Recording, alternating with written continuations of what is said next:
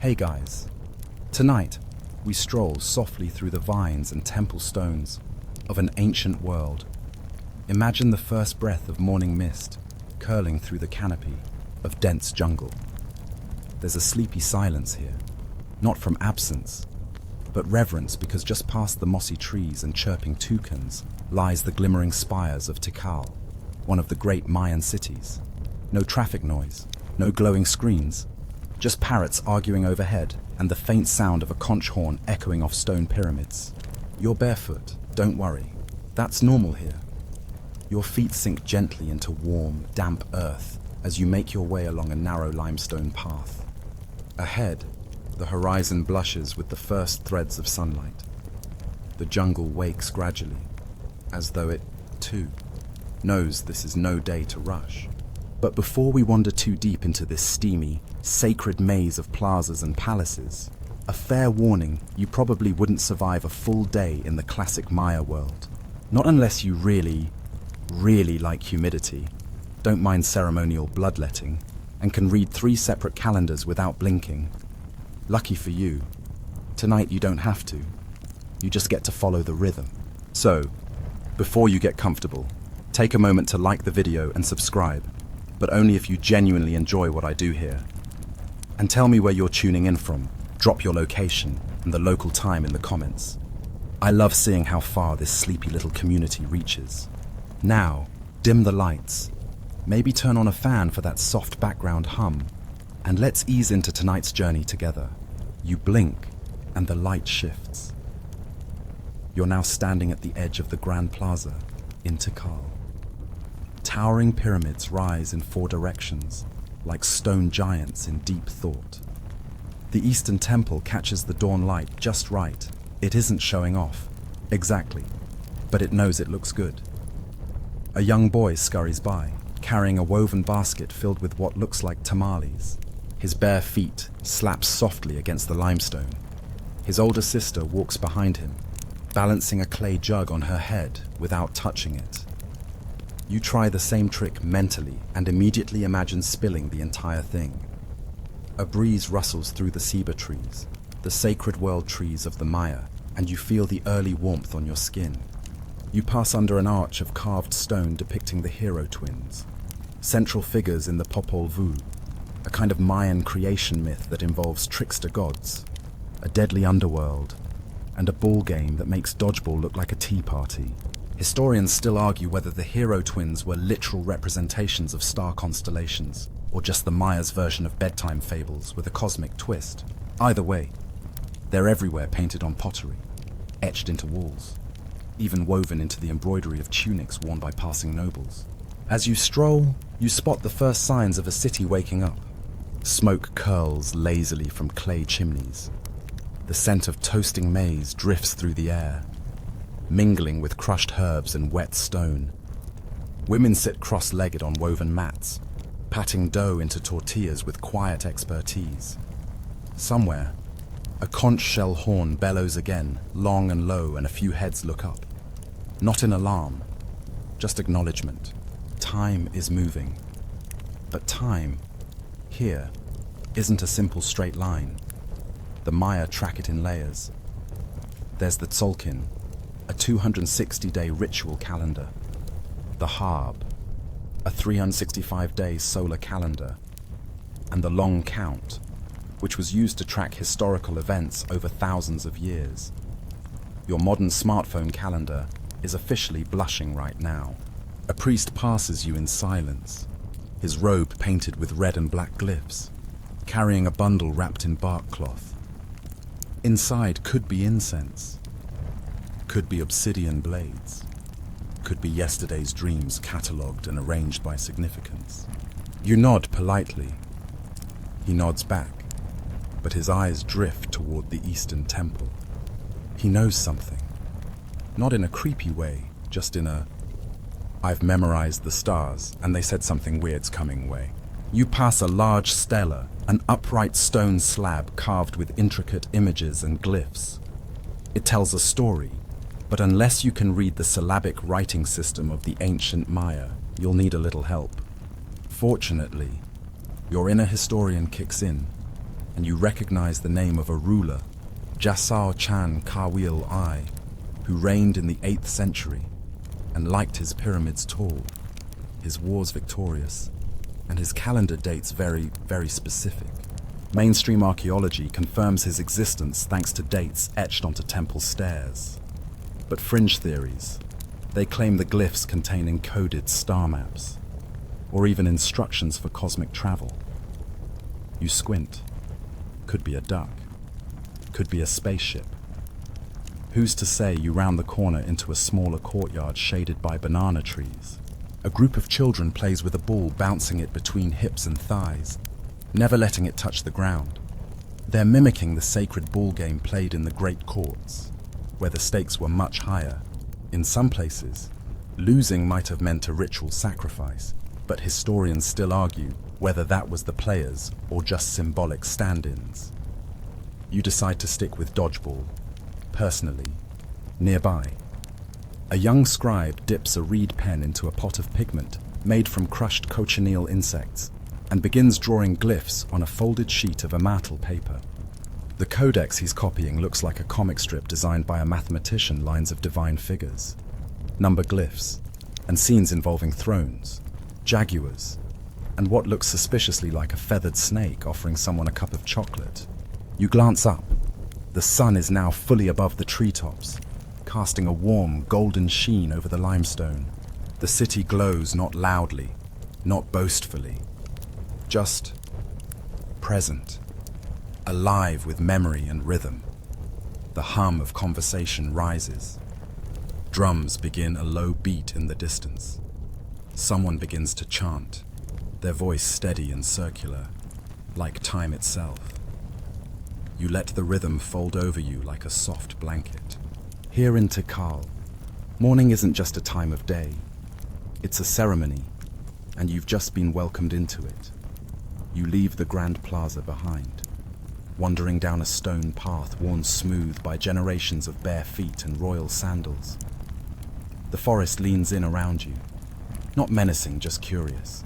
Birds flit overhead in streaks of turquoise and gold, their calls blending with the distant thump of drums and the occasional chitter of monkeys arguing in the canopy. Your stomach growls, politely but persistently. Breakfast time. Luckily, a scent dances on the breeze, warm, toasty, earthy.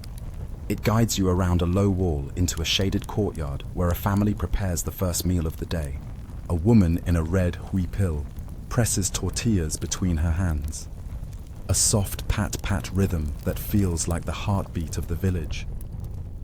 Beside her, a man stirs a thick, bubbling pot of atoll, a maize-based drink that's somewhere between a meal and a hug. Steam rises from the surface, carrying hints of vanilla and honey. You're offered a gourd cup, and you accept it with 2 hands, just as you've seen the others do. It's hot, a little gritty, and delicious. Your tongue finds the faintest tingle of chili at the end. Breakfast, Mayan style, doesn't play around. The man grins and gestures toward a flat stone nearby, where another woman is pounding cacao beans into a paste with a heavy roller. Her arms move rhythmically, almost trance-like. She glances up and winks. "Cacao," she says softly, tapping the paste. "Gift of the gods." And indeed, it is. This isn't sweet chocolate like you know it. The paste is mixed with water, maize, and spices like chili or black pepper, then frothed with a carved wooden whisk. The resulting drink is thick, bitter, slightly smoky, and almost ceremonial. The Maya didn't just drink cacao, they revered it. It was used in offerings, rituals, even as currency. That's right, your morning mocha would have been worth more than your shoes. Historians still argue whether cacao was truly the exclusive drink of the elite, or if the everyday folks snuck a cup now and then. Judging by the quiet joy in this family's faces, you're guessing it wasn't just royalty enjoying a warm sip now and then.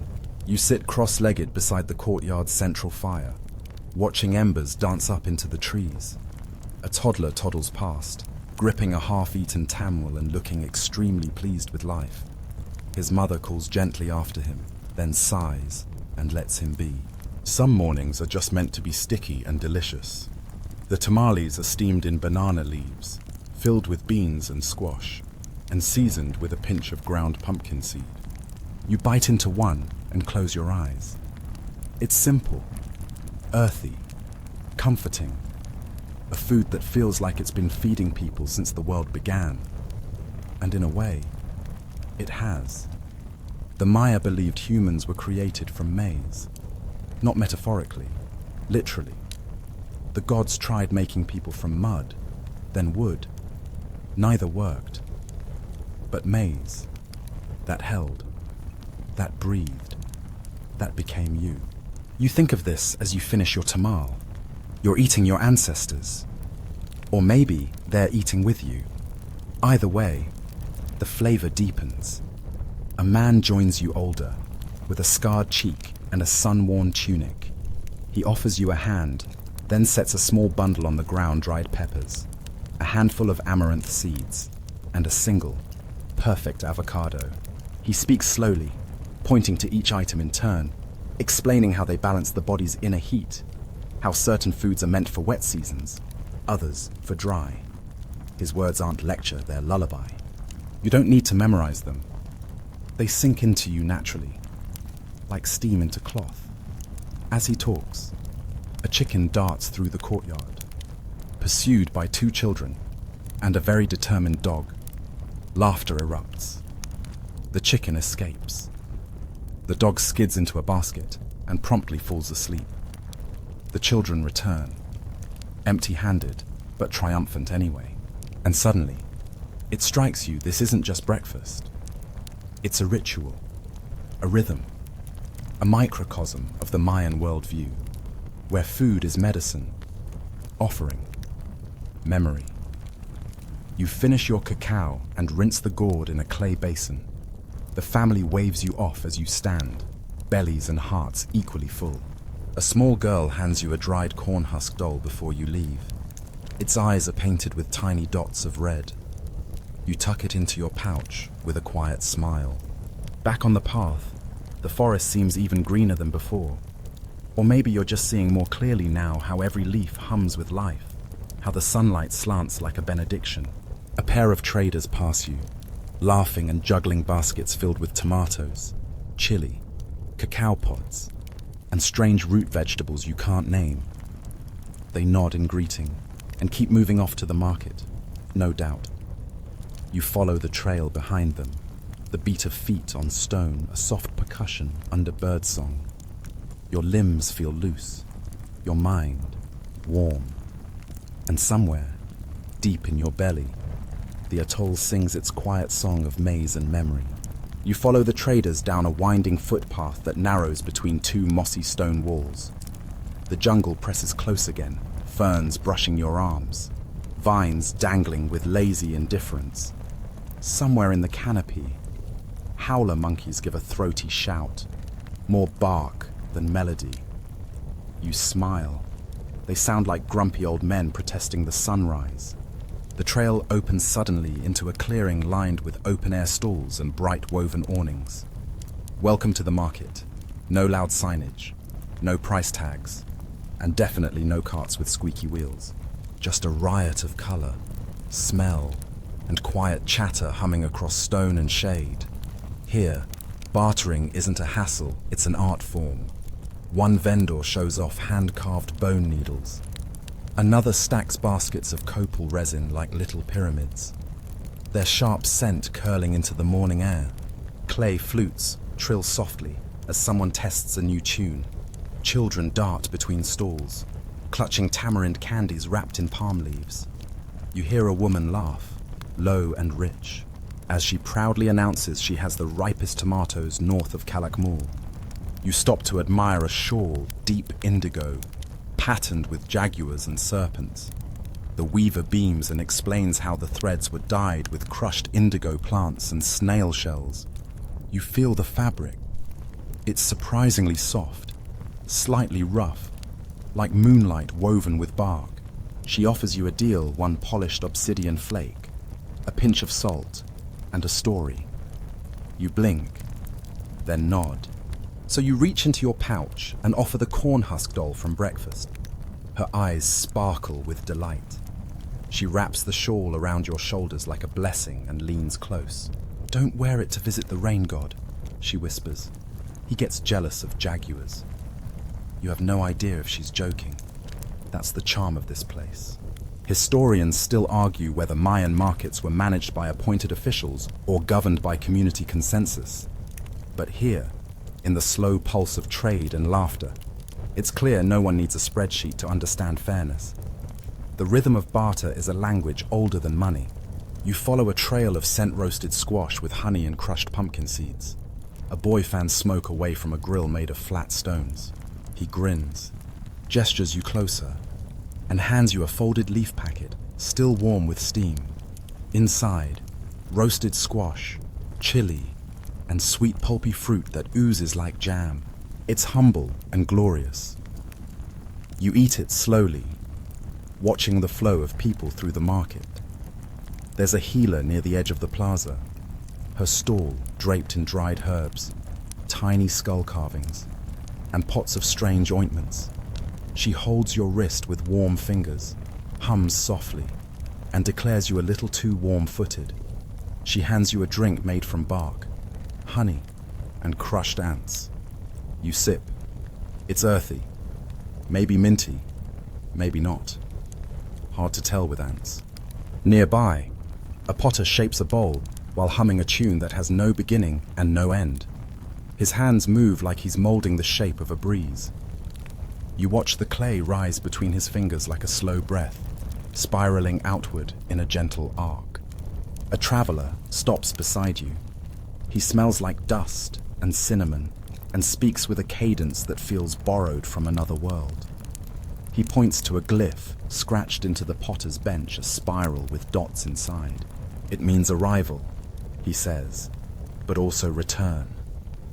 You nod, as if you've always known.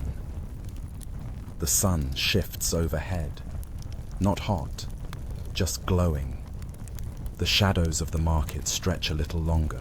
Someone offers you a drink made from fermented maize, not strong, just persuasive. You sip and feel your bones sigh. There's a stall nearby with bright red shells, cochineal insects dried and ground into dye. Next to them, polished jade earrings, carved wooden spoons, and a turtle shell drum. You touch each item lightly, not to buy, but to acknowledge. Each carries the hum of its maker, the memory of its use, the whisper of its origin. You walk toward the edge of the market and find a weaver finishing a tunic. The cloth is stretched on a backstrap loom, and the thread glides like water through her fingers. She doesn't speak, just nods. And you understand this isn't the time for words. It's the time for pattern. Each color she chooses is intentional: red for bloodline, black for night, yellow for the maize god, blue for rain. The tunic slowly takes shape like a dream being translated into cloth. You sit beside her for a while, not helping, just witnessing. Eventually, she cuts the final thread with a sharpened flake of obsidian and hands you a strip of cloth, no longer than your forearm. A bracelet, perhaps. Or a bookmark for a story you haven't finished yet. You tie it around your wrist. It fits like it was waiting for you. Historians still debate whether ancient Mayan trade extended across the sea. But in this marketplace, it's clear goods weren't the only things exchanged.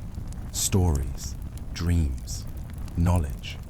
They flowed like water between hands, binding one village to the next like stitches in the hem of the world. The sun tilts. The market begins to hush. Stalls fold down. Children chase the last golden rays. A woman lights a clay lantern shaped like a toad. Its mouth glows softly. You realize it's time to move on. You leave the market with your shawl, your wrist thread, your belly full and your mind humming. Not with noise, with stillness. That kind of stillness that only comes when you've been seen, fed, and gently reminded that the world is much older and much more patient than you'll ever quite understand. The path away from the market curves gently uphill, its stone edges softened by moss and time. You walk slowly now, half full from roasted squash and market warmth, your breath syncing with the rhythm of the breeze.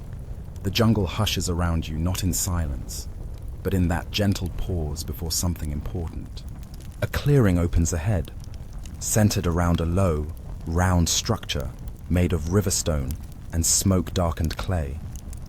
The entrance is small, you have to stoop to enter, and inside, warm shadows flicker from a fire pit.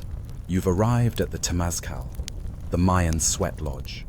A woman with silver-threaded braids and ash-marked cheeks nods to you, gesturing toward the stones glowing in the pit's center. "The breath of the earth," she says softly, in a language you somehow understand anyway. She sprinkles water onto the stones, and the chamber fills with scented steam, sharp with herbs. Warm like a cradle, you sit beside others, quiet, shoulders nearly touching. No need for chatter. This is a place for remembering. The sweat begins slowly, as if your body is uncertain whether it's allowed to let go. Then, all at once, it releases like rain from a summer sky. Your muscles melt. Your thoughts stretch out like sleepy cats. The woman sings low and circular, a melody made for spirals. Each verse names a part of your body, from head to toe, calling it back to awareness, asking it to soften, to forgive. You close your eyes and feel yourself dissolve. Steam and heartbeat and breath. Historians still argue whether the Temazcal was strictly medicinal or deeply spiritual, or both. But in this heat, it doesn't matter. What matters is how the sweat feels like it's pulling stories from your bones, soaking them into the stones around you. A man beside you begins to cry, silently. No one turns, no one judges. This is a place where tears evaporate into healing. You think of the girl who gave you the corn husk doll. You think of the woman who whispered warnings about jealous rain gods. You think of your own name, and for a moment, it feels like someone else's. Not in a frightening way, just distant. Like something worn thin by time, ready to be rewritten. More herbs are tossed onto the stones: copal, cedar, and crushed leaves that smell like dusk. The woman pours water again. The hiss is immediate, the heat renewed, but it doesn't scorch. It invites. You lean in, letting the vapor stroke your skin, swirl in your hair, settle between your ribs. Outside, the jungle drums with frogs and cicadas. Inside, your heartbeat slows. A boy begins to hum beside you a different song now, brighter, rising like smoke. One by one, the others join in, voices weaving through the mist, untrained but unified. The woman claps twice. Silence returns. She opens a small clay jar and anoints your forehead with a cool paste that smells of crushed bark and honey. "You carry the echo now," she whispers. "Use it gently." You bow. The others bow too. And then you're crawling back into the daylight, blinking against the sudden brightness. Your skin glistens. Your heart beats slower. Not tired, just emptied, in the best way. A bowl of water waits for you. Cool, clear. A single flower petal floating on top. You sip, and it tastes like the inside of a memory. A robe of woven palm leaves is draped around your shoulders. You wear it not for modesty, but for marking. You've been inside the breath of the world, and now you carry some of it with you. You walk barefoot down the path again, each step lighter, like gravity forgot to hold you quite so tightly. The robe rustles against your legs like a secret being told in pieces. Soon you come upon a small altar tucked beneath a ceiba tree. Offerings sit quietly: cacao beans, feathers, broken pottery, a tiny flute. None are extravagant, but each radiates intention. Someone left half a mango, the flesh still golden, already humming with bees. You add your corn husk doll beside it, not because you're giving it away, because you're giving it back. Back to the rhythm, back to the cycle. You walk on. The day grows long and golden, shadows stretching like yawns. Birds wheel overhead. You hear laughter soft, tired, sincere. Someone plays a bone flute in the distance, the notes curling around the trees like a lullaby that forgot how to end. You come to a river, wide and slow, the color of polished stone. A woman in a reed boat offers you passage. She doesn't speak, just holds out a hand. You step in. She poles silently across, the boat gliding like a thought. Halfway across, she hums. A tune without words, older than the river. Maybe it is the river. Historians still argue whether river crossings in Mayan ritual signified rebirth, transition, or spiritual cleansing. But right now, none of that matters. The water laps gently against the boat. The trees wave lazily from the banks. And you exhale for what feels like the first time in years. The far shore greets you with orchids and soft earth. You step out barefoot again, of course, and bow to the woman. She nods and disappears back across the water, her boat dissolving into mist and memory. The path ahead is lined with stones carved in swirling glyphs. They whisper as you pass. Not words, exactly, just syllables, vowels made of wind. The robe shifts on your shoulders. The earth hums beneath your feet. You walk on, not toward a destination, but into the rhythm itself. And the jungle sighs around you, content. The soft earth yields gently underfoot as you continue through the whispering jungle, your robe still damp from the steam of the temazcal. The air is warm, yes, but now it feels gentler on your skin, as though the whole forest is exhaling with you. You hear the thud of a drum in the distance, slow, steady, patient. Not for war, not for warning. This rhythm is ritual. You follow it, winding between trees and stone terraces, half swallowed by moss. Ferns brush your calves. A hummingbird zips past your cheek, pausing mid-air like it's curious about your new glow. The path opens into a wide, open plaza at the edge of a ceremonial ball court. It's quiet now, but the markings on the stone ring set high in the wall tell stories. Not just of games, but of fate, glory, and sometimes endings. You walk the length of the court, footsteps echoing faintly. It's long and narrow, more like a corridor than a field. At each end, raised stone platforms overlook the playing surface, places where nobles and priests once sat to watch the outcome of the ball game with solemn attention, or maybe with snacks. Depends on who you ask. The game, called Pok to Pok, was played with a solid rubber ball heavy enough to bruise your ego and your ribs. Players wore protective padding and could only use their hips, elbows, and knees to strike the ball. No hands, no feet, no mercy from gravity. You imagine the sound, the hollow thud of rubber against limestone, the cheers of the crowd, the measured pace of the chant accompanying every play. Historians still argue whether losing teams were truly sacrificed, or if only ceremonial captains stood in for the honor. Either way, this was not your average backyard kickball tournament. A young man sits at the edge of the court now, sketching the court lines into a bark paper notebook with a burnt stick. His eyes are focused, but not tense. He draws not to impress, but to remember. You nod at him. He nods back, then points to a small structure at the edge of the plaza. Curious, you walk over.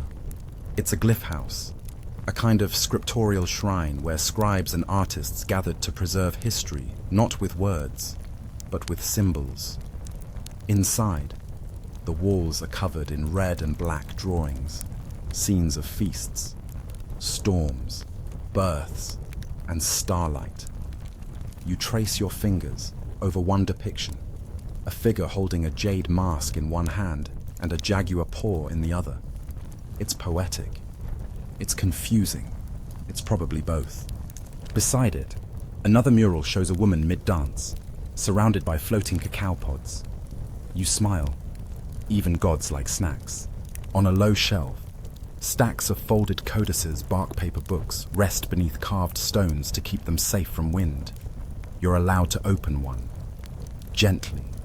Inside, line after line of glyphs and images. Some familiar now, some mysterious. The scribe watches you from the doorway, silently approving. You close the codex and offer a respectful nod. You continue your stroll toward the eastern edge of the city, where the temples grow taller and the jungle recedes like it's paying respect. You pass a garden where women tend to medicinal herbs, chaya, basil, garlic vine, and others whose names you don't know but smell ancient. One woman crushes leaves with a stone pestle and adds a drop of honey. She holds the mixture to your nose. You inhale. Your sinuses tingle. Your mind clears. She presses the mixture into a clay bowl and gestures for you to carry it. "Give this to the midwife," she says, then returns to her plants without further instruction. So now you're on a mission. You follow a narrow trail lined with flowers, marigolds, mostly, with petals the color of fire. The scent leads you to a small hut tucked into the hillside, smoke drifting from its vented thatch. Inside, a woman sits beside a young girl who looks ready to deliver her first child. The air is thick with steam, the scent of crushed herbs and sweat and something else, expectancy. You hand the clay bowl to the midwife. She sniffs it, nods, and pours the paste into a hollowed gourd, mixing it with warm water. The girl drinks. She breathes. She winces. You step back, letting the moment stay sacred. The midwife smiles at you and says, "This is how gods enter the world." You step outside again. The jungle is hushed. Even the birds seem to know something important is happening behind that woven curtain. You sit on a stone outside and watch the sky shift overhead. The light grows thick and gold again. A breeze tugs at your robe, carrying the scent of roasted squash and honey from the market still clinging to your skin. You feel yourself settle, not into sleep, not yet, but into stillness. The kind that comes when your body and the world finally agree on something. A slow movement beside you, an old man approaches, balancing a bundle of obsidian blades and painted gourds. He doesn't speak, just sits beside you and begins to carve small designs into the dirt with a twig. You recognize some of them. A maize god, a serpent, a spiral. Then he draws one you've never seen, a circle with jagged lines through it. You glance at him. He winks, then gets up and disappears down the trail. The symbol remains. You stare at it for a long time, until the light grows softer, and the hush of dusk starts to hum around you. You rise slowly, your legs reluctant, but your spirit grounded. The ball court, the glyphs, the midwife's hut, they stay behind, like chapters bookmarked in the margins of your mind. You walk forward, because the night hasn't ended yet, and the story still has more to whisper. The path grows quieter now, as if even the stones beneath your feet are pausing to listen. You follow it east, where the last light of the day glints off the tops of the taller temples, those sharp, geometric silhouettes that stretch above the canopy like silent witnesses. A pair of parrots argue overhead in a language too colorful for human tongues. One of them drops a fruit pit that narrowly misses your head. You consider this their blessing. Probably. The trail splits, and you follow the incline toward a ridge that overlooks the edge of the city. From here, the vastness of the jungle becomes real rolling green hills in every direction, tangled with shadow and mist. Somewhere out there are other cities, other plazas, other people performing the same morning rituals, offering the same cacao to the gods, weaving the same dreams into cloth. But here, right here, is a village on the fringe of the city center. Smaller, quieter, more lived in than ceremonial. This is where the families sleep, where grandmothers grind maize at dusk, and where children fall asleep to stories of serpent gods and clever hummingbirds. The scent of roasting chapulines greets you. Yes, grasshoppers. Crunchy, toasted with lime and chili. They're more delicious than they have any right to be. A man offers you a handful in a folded banana leaf. You pop one in your mouth.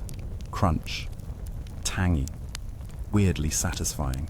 You follow the laughter to a communal hearth where people gather to share food, news, and the occasional dramatic retelling of someone tripping over a root in front of the high priest. They welcome you without hesitation, shuffling aside to make space on a stone bench worn smooth by generations of good conversation.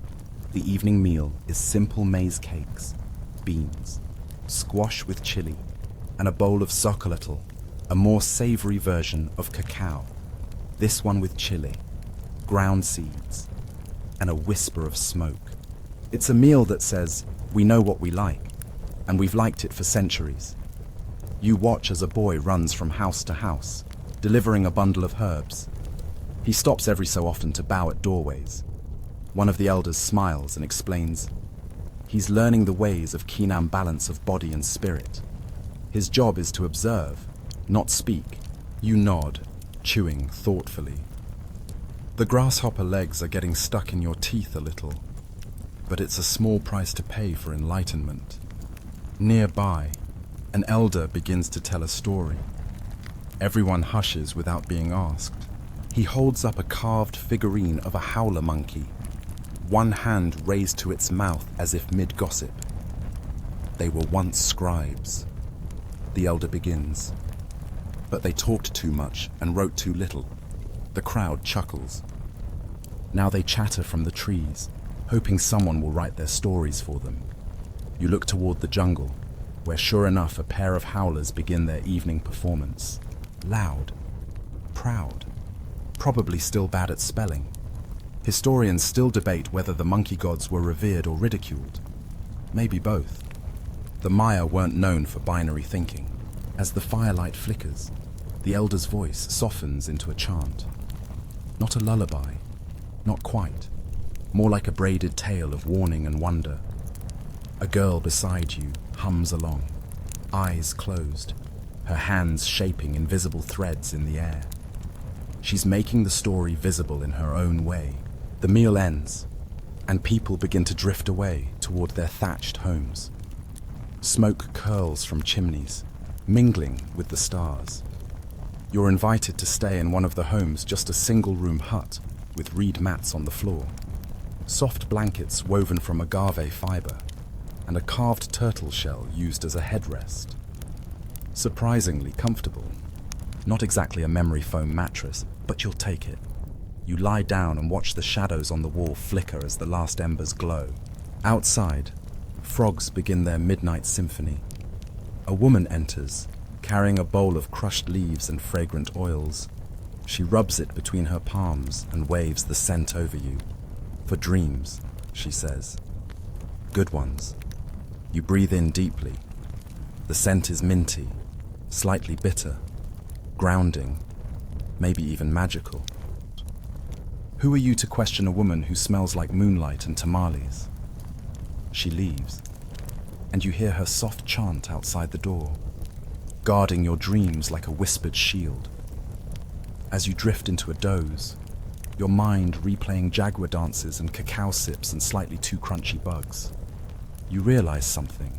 This isn't a civilization of vanished ruins and ancient myths. This is a place of rhythm, of daily grace, of stories that keep their eyes open at night just to see who's still listening. You doze for a few hours, long enough for dreams to slosh around like water in a bowl. But before the sun rises, a flute sounds gently outside. It's not an alarm, it's a summons. You rise slowly, stretch, and step out into the chill of dawn, where the sky is still navy blue and the stars are being gently escorted home. You follow the sound of the flute toward the observatory, a place both sacred and scientific, where priests and stargazers blurred into the same person. The building rises before you, not massive, but deliberate. Its angles aren't for decoration, they're for alignment. Windows in the walls frame specific constellations. Stone staircases lead to platforms where sky watchers would mark the sun's position day by day. Like notches in a story too long for any scroll, you climb, heart steady, mind alert despite the early hour. At the top, a man in a feathered robe raises a polished shell and gazes through it like a telescope. He gestures to you. You look through. The stars shift. You see a jaguar leaping across the sky. You see a snake swallowing its tail. You see your own reflection superimposed on constellations carved before your ancestors had names. The man whispers, "Tonight, the gods play ball." You glance toward the eastern horizon, where the sun threatens to rise but hasn't yet. The world is holding its breath. You're not just watching history, you're part of it. The stars begin their retreat as the sky melts from navy into a greyish lavender, then rose gold. You stand at the observatory's edge, a few feathers from the priest's headdress, brushing your arm as he lowers his shell lens. He doesn't speak, and neither do you, because the hush of dawn in a Mayan city isn't something to interrupt. It's something you step aside for, like royalty passing in silence. A single conch shell sounds from the main plaza, low and long like the world is being stirred awake with a yawn. You descend the steps slowly, feeling the ancient grooves worn into the stone beneath your bare feet. Each step is smoother than the last, as if thousands before you polished the way with their own sleepy travels. You head toward the plaza, where the city begins to rouse in small motions, grinding stones beginning their rhythmic scrape, firewood crackling, clay pots being set into ash beds. People stretch in doorways, blink up at the sky, and begin tying their sashes for the day. In the center of the plaza, a stone platform waits. Not grand, not imposing, more like a very old coffee table someone forgot to move indoors. A young priest kneels beside it, carefully laying out offerings on its sun-warmed surface, cacao beans, squash blossoms, a slice of fish so fresh it still smells like river stones. He lights a bit of copal resin, and smoke rises in lazy twists, curling like a serpent's daydream. You sit nearby, letting the scent wrap around you. The ritual is simple, gentle, no grand gestures, just gratitude offered like breath. Then the priest begins to speak, not loudly, but clearly. It's a calendar chant, a poetic recitation of the day's significance. Not just it's Tuesday, but rather it is the day of wind, beneath the sign of the jaguar, in the cycle of smoke. Each term layered with meaning. Historians still argue how universally the Mayan calendar systems were applied from region to region, or whether local traditions superseded grander astronomical tracking. But here, now, it doesn't matter. The rhythm feels personal. The words seem to hum directly into your chest. The chant continues, naming ancestors, elements, the gods responsible for today's weather, and even a small aside to the village's bee colony. Apparently, the bees are doing very well. Good to know. As the sun finally breaks the edge of the eastern hills, everyone in the plaza turns slightly toward it, not in forced reverence, but like sunflowers. I love how you captured that sense of sacredness in the everyday. The way you describe the woman with the tamales feels like an offering, a quiet act of connection, no need for words, just the unspoken warmth of being present. And that bite of tamal, the imagery of food as prayer, really hits home. It's like you're invited to partake in something deeper than sustenance, a moment of grace. The kids in their animal masks add such a playful, yet reverential layer to the scene. That dance, that joy, it's as if every movement, every laugh, is part of something ancient, something eternal. The mix of ritual and play feels like the pulse of a place where the sacred is woven into the very fabric of life. The elder drawing a spiral in the dust feels like a natural next step in the scene, a kind of silent intention being set. There's something so meditative about that action. Do you see the spiral as a symbol of something specific in this setting? Or is it more about the flow, the unfolding of the moment itself? People gather, circling him. He explains today's spiral isn't just any spiral. It represents the path of Venus across the sky. You blink. You knew the Maya were good with astronomy, but this is next level. He points upward. Venus, now barely visible in the brightening sky, still glimmers for a moment longer. Then it's gone, but the spiral stays. The elder hands the stick to a small boy, who continues the design. Careful, tongue sticking out in concentration. You smile, remembering your own childhood attempts at copying older hands. Then someone takes your hand. It's the woman from the garden, the one with the fragrant dream paste. She pulls you gently to your feet and leads you down a narrow trail through a grove of sacred saber trees. Their roots twist above ground like sleeping serpents, and their trunks stretch so high the branches disappear into a canopy of green light. "These are the world trees," she murmurs, voice like wind in a clay flute. Roots below, trunk here, branches in the heavens. You nod. It makes sense in a way that doesn't need translating. She places your hand on the bark. It's warm, slightly rough, buzzing with something ancient and electric. The Maya believed the ceiba tree connected the underworld, the earth, and the sky. And in this moment, you understand why. You feel grounded and floating all at once.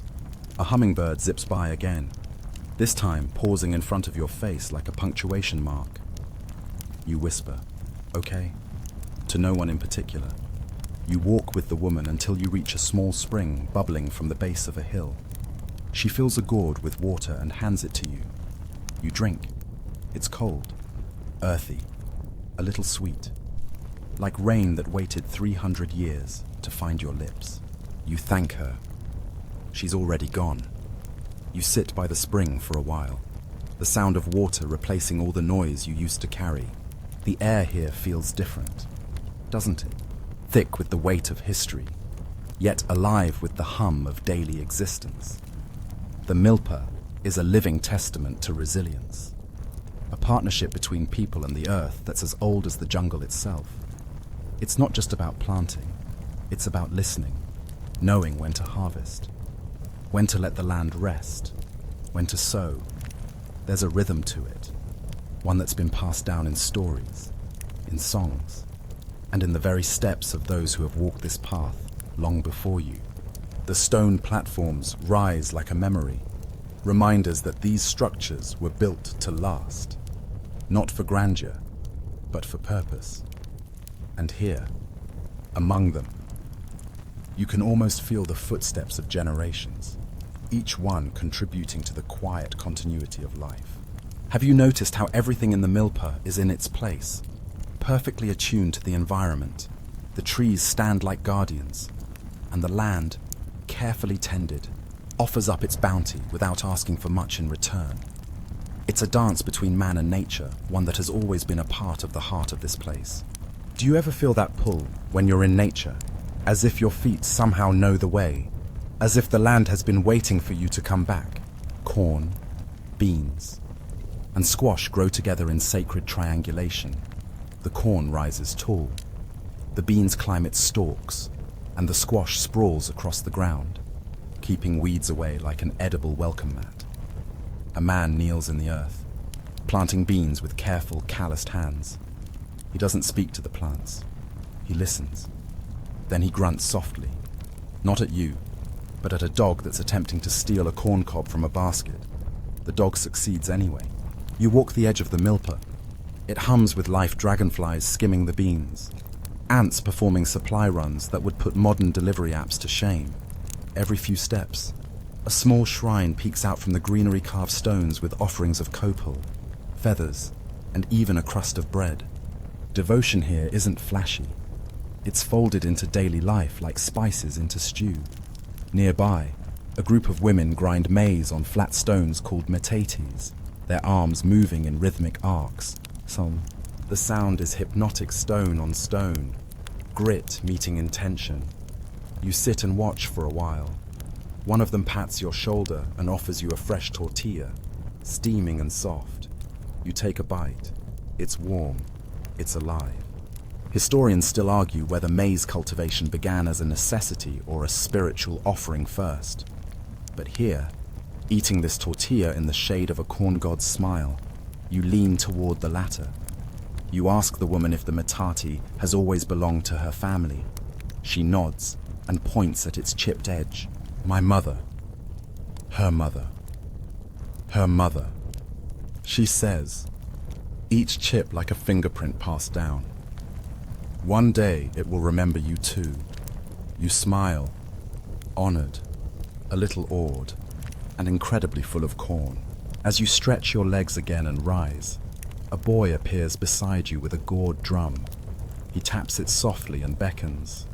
Without questioning, you follow. He leads you toward a weaver's hut. Its walls open to the air and strung with brilliant colored threads that dance in the breeze. Inside, a woman works a backstrap loom, the fabric growing with every motion of her body. The loom is tied to a wooden beam and strapped around her waist, every twist and tension pulled through her own frame, like she's stitching herself into history. You watch as geometric shapes and stylized animals emerge from the weave birds mid-flight. Jaguar paws, swirling wind glyphs. She nods toward an unfinished cloth nearby and gestures for you to sit. You hesitate. She insists. So you kneel beside her, awkward at first, your fingers too soft, too slow. But she guides you, left hand here, right hand there. Now breathe. You do. And suddenly, the pattern reveals itself. Not in the thread, but in the rhythm. Weaving, like walking, becomes a kind of listening. The boy with the drum taps gently, as if providing background music for your concentration. His rhythm syncs with the loom, and your breath, and your thoughts. You glance at your tiny row of patterns, crooked, shy, but undeniably there. A beginning, a belonging. She ties off the thread for you, then rolls the cloth and places it in your arms. Yours, she says. You made it. Let it keep you warm when the gods get noisy. You thank her, cradling the cloth like a child, and step back out into the sunlight, which now tilts more golden than before. Time, here, bends like vines around a tree trunk, slow, steady, deliberate. The boy has vanished, drum and all. You walk on, past a group of children stacking stones to build a miniature temple. One of them waves and says something that sounds like, "You forgot to paint the stars." You nod solemnly and say, "I'll remember next time." Ahead, a woman prepares dye from crushed cochineal beetles, bright red like poppies on fire. She dips cloth into it, humming. The color seeps in like a secret being told, irreversible, rich, unrepentant.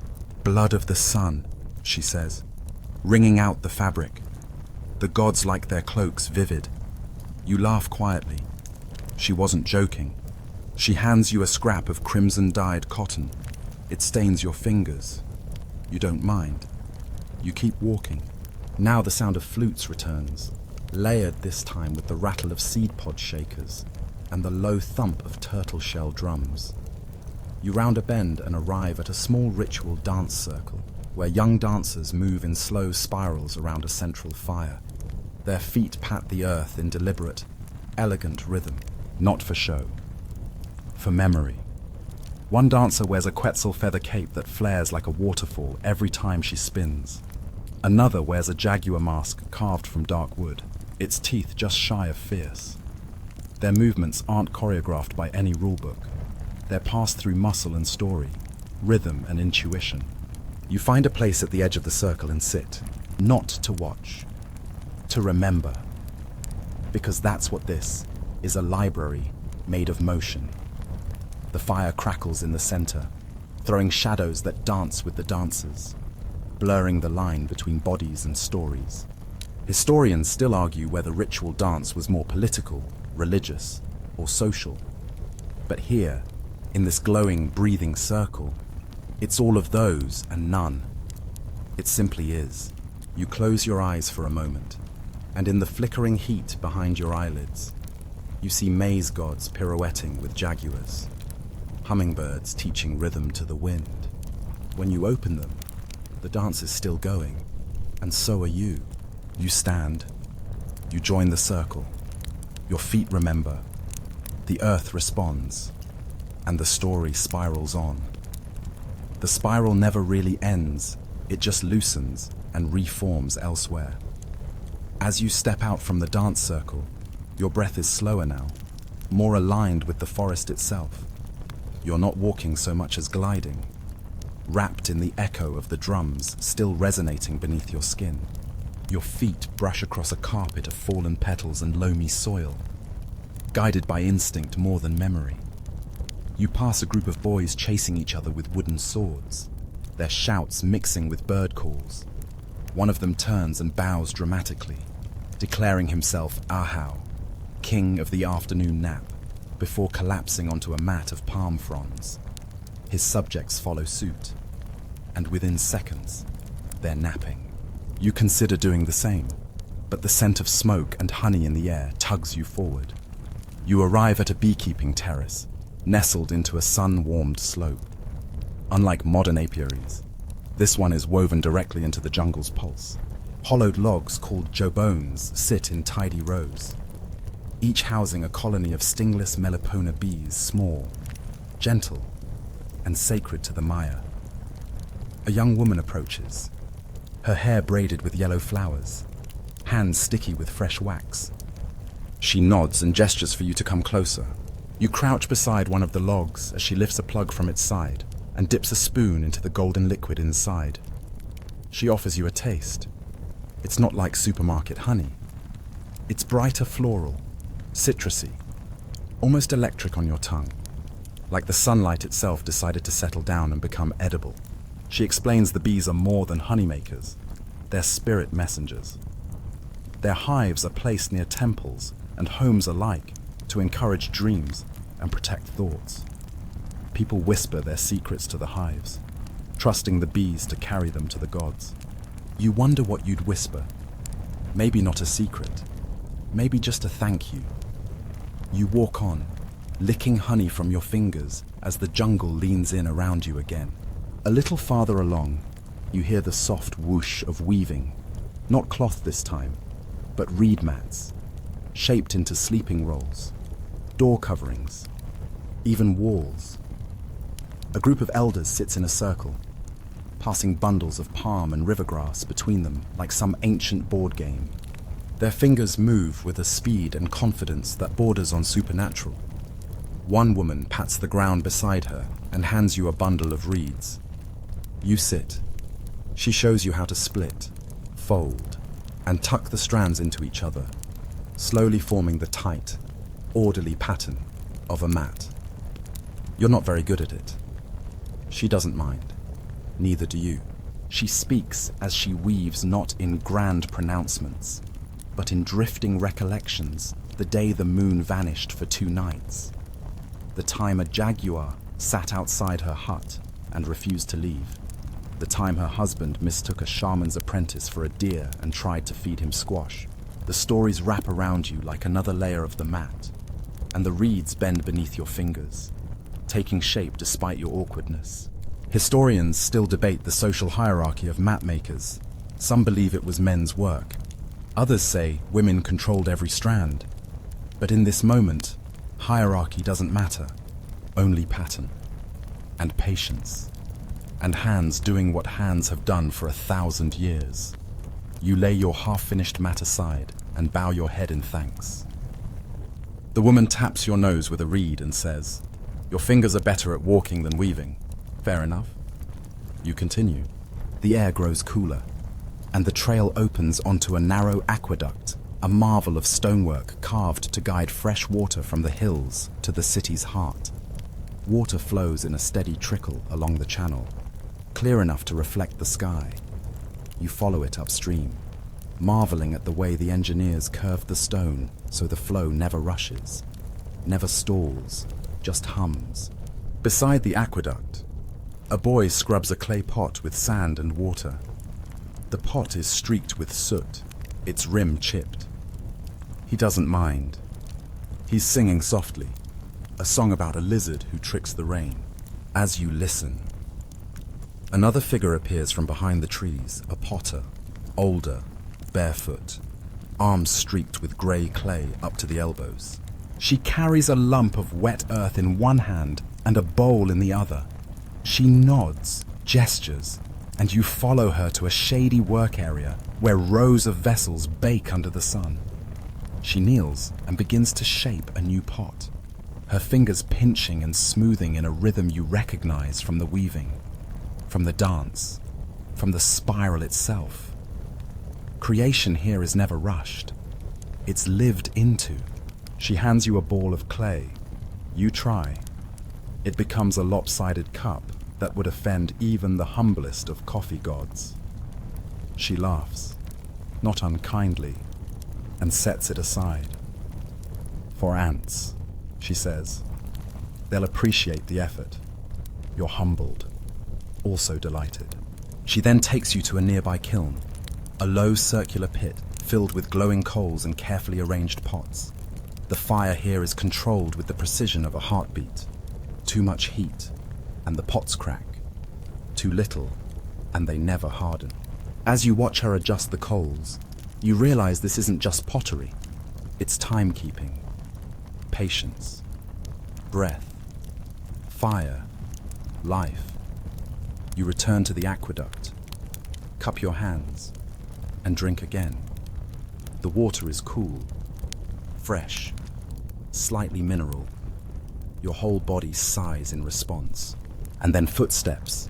Not hurried, not loud, just firm. You turn to see a messenger, wrapped in a lightweight tunic, carrying a bundle of scrolls in a leather pouch across his back.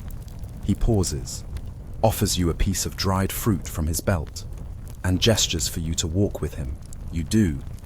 He tells you mostly with gestures and short phrases that he's on his way to a nearby village with a message encoded in glyphs. You ask what it says. He shrugs. Not mine to read. Only carry. You nod. There's something beautiful about that kind of trust, and something comforting about being near someone who knows exactly where they're going, even if you don't. You walk together until the fork in the path, where he nods once and disappears into the foliage. The silence left behind feels clean. You sit at the base of a small stela, its stone face worn with age. The glyphs are faded but still whisper if you look long enough. You trace your fingers over the curves and corners.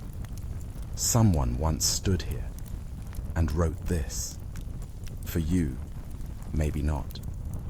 But now, you're part of the story anyway. The spiral has looped you in, and the journey continues. You rise from the mossy base of the stela, the grooves of its ancient glyphs still tingling on your fingertips. The morning's cool has lifted, replaced by a warm breeze that carries the faint scent of roasted cacao and crushed flowers. Somewhere not far off, someone is singing a low, wordless melody that rises and falls like distant waves. The trail before you shifts in texture. Stone gives way to soft earth, dotted with crushed shells and bits of pottery. You've arrived at what was once a bustling artisan quarter, where Mayan craftspeople honed their trades not in isolation, but as part of an intricate ecosystem of beauty, practicality, and devotion. Your eye catches movement beneath a canopy of woven fronds. A pair of jade carvers hunch over a low table, each holding a sliver of green stone no bigger than a fingernail. One uses a thin string coated in fine sand and water, moving it back and forth across the jade like someone flossing the teeth of the gods. They glance up at you and smile, not the polite grin of strangers, but the knowing smirk of artists who assume you've also made something you're proud of. One beckons you closer and presses a tiny object into your hand. It's a miniature mask, perfectly symmetrical, cool to the touch, with wide, square eyes and a stoic mouth. Face of the wind, the artisan says, to remind you to listen before speaking. Noted. You move on, carefully tucking the jade piece into your pouch alongside the red-dyed cotton and corn husk doll from earlier. You're starting to feel like a time traveler's magpie collecting not shiny things, but echoes. Just beyond the jade workbench, a group of children squats in a circle, hunched over a dusty board marked with white chalk lines. They're playing patoli, a traditional Mayan board game with black beans and red pebbles as pieces. One girl rolls a handful of marked dice and cheers apparently. She just beat the village record. Her prize, half a tamale, and the right to brag all week. She looks at you and points to the board. Want to lose you grin and sit down. The game is deceptively complex. Movement depends on chance and strategy, and your opponents clearly know all the tricks. Within a few minutes, you've lost most of your pebbles and gained a chorus of giggles. You don't mind. The game, like everything else here, isn't about winning. It's about rhythm. Beside the playing group, a man paints codices accordion-folded books made of bark paper, their surfaces filled with glyphs and brilliant illustrations. He's working on a new page, a twin-headed serpent winding through a sky of turquoise and maize. You ask if you can watch. He doesn't answer, just dips his brush made of agave fiber into the bowl of pigment and continues his careful strokes. Each mark seems to breathe. You sit in silence and let your eyes drift over the other pages laid out to dry star charts, trade records, tales of gods transforming into animals to seduce or trick mortals. Historians still argue how many of these codices survived the Spanish conquest, or whether most were hidden, burned, or buried alongside the priests who knew how to read them. Here, though, the story is still alive. The painter finally sets his brush down and glances sideways at you. If you don't record the gods, he murmurs, they forget who they are. You promise to remember. As you leave, a trail of butterflies follows you down the slope, dozens of them, their wings flashing amber, ivory, and cobalt. They seem to dance around your head like mischievous spirits, whispering secrets in flutters you can almost but not quite understand. The forest grows thicker now, less structured. Ferns unfurl like lazy snakes. You duck under low branches and find yourself at the edge of a cenote, a natural limestone sinkhole filled with clear, shimmering water. This is no ordinary pond. It pulses with stillness, reverence, power.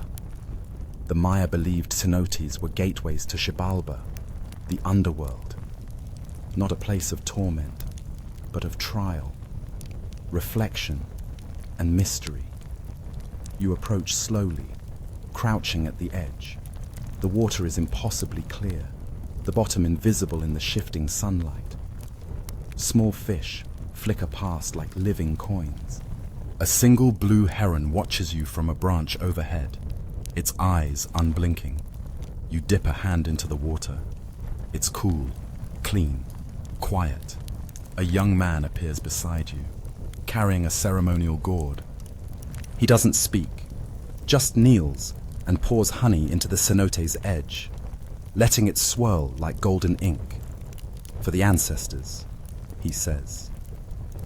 You mimic his gesture with a few drops from your pouch's last tamale, which seems fitting. He nods approvingly. Then, from the trees behind you, comes the steady thump of drums, once again deeper this time, echoing in your chest like a heartbeat slowed for sleep. You follow the sound uphill until it crests into a wide, flat platform overlooking the valley below.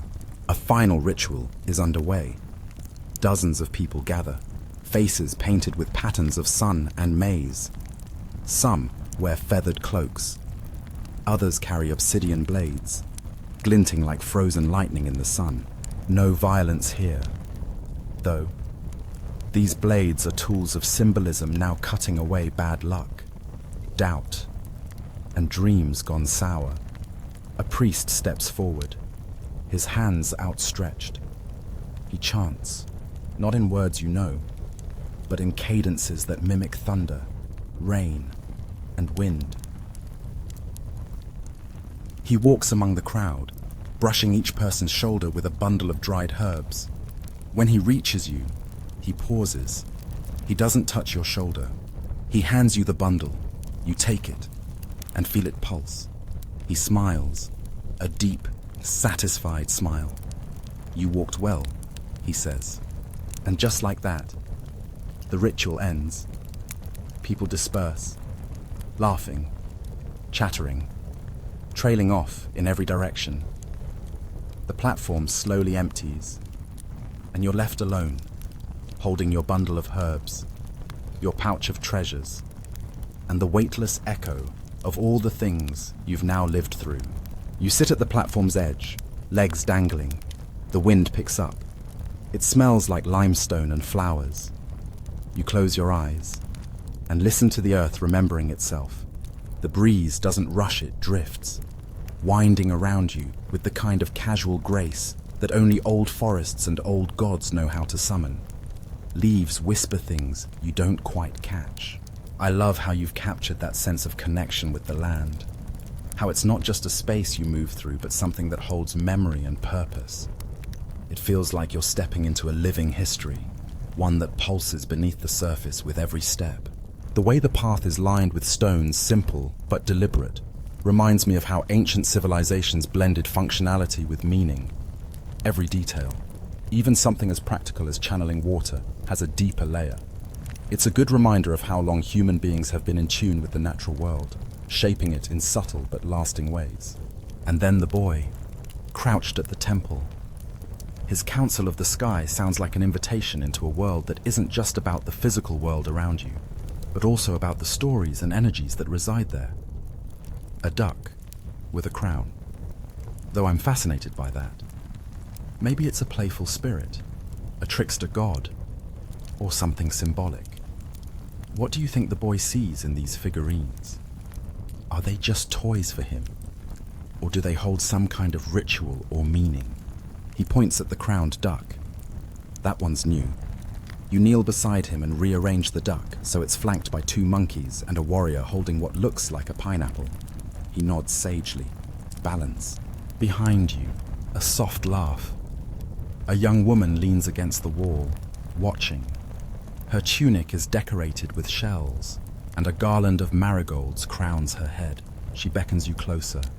You follow her inside the temple, where the light dims, filtered through thin openings high in the stone walls. A faint, citrusy incense lingers in the air, burned orange peels and crushed resin. In the center of the room lies a codex, its bark pages unfolded across a raised platform, not locked in a case, not behind rope or glass, just waiting. She watches you as you approach. No warning, no do not touch. So you don't touch. You read. The glyphs pulse with color: red for bloodlines, blue for stars, green for crops. Illustrations frame the margins, gods standing on crocodiles, birds delivering scrolls, a man eating corn while turning into lightning. History, the woman says, is best told in layers. She traces a circle in the air with her finger. Words, breath, bone, soil, repeat. You ask her how old the codex is. She shrugs. As old as tomorrow. Outside again. The boy has added a clay toucan to the council. It perches proudly above the duck. You salute them both and walk on. The sun is higher now, baking the earth in lazy pulses of heat. You pass a group of women seated beneath a thatched roof, working on ceremonial fans made of feathers and gold-threaded palm. Each one is different, some shaped like stars, others like jaguar claws, others still like open hands. One woman waves you over and places a half-finished fan in your lap. This one cools foolish questions. She jokes. Very popular. You laugh. Then, of course, try to make one yourself. It ends up a little crooked, a bit more porcupine than panther, but you're proud nonetheless.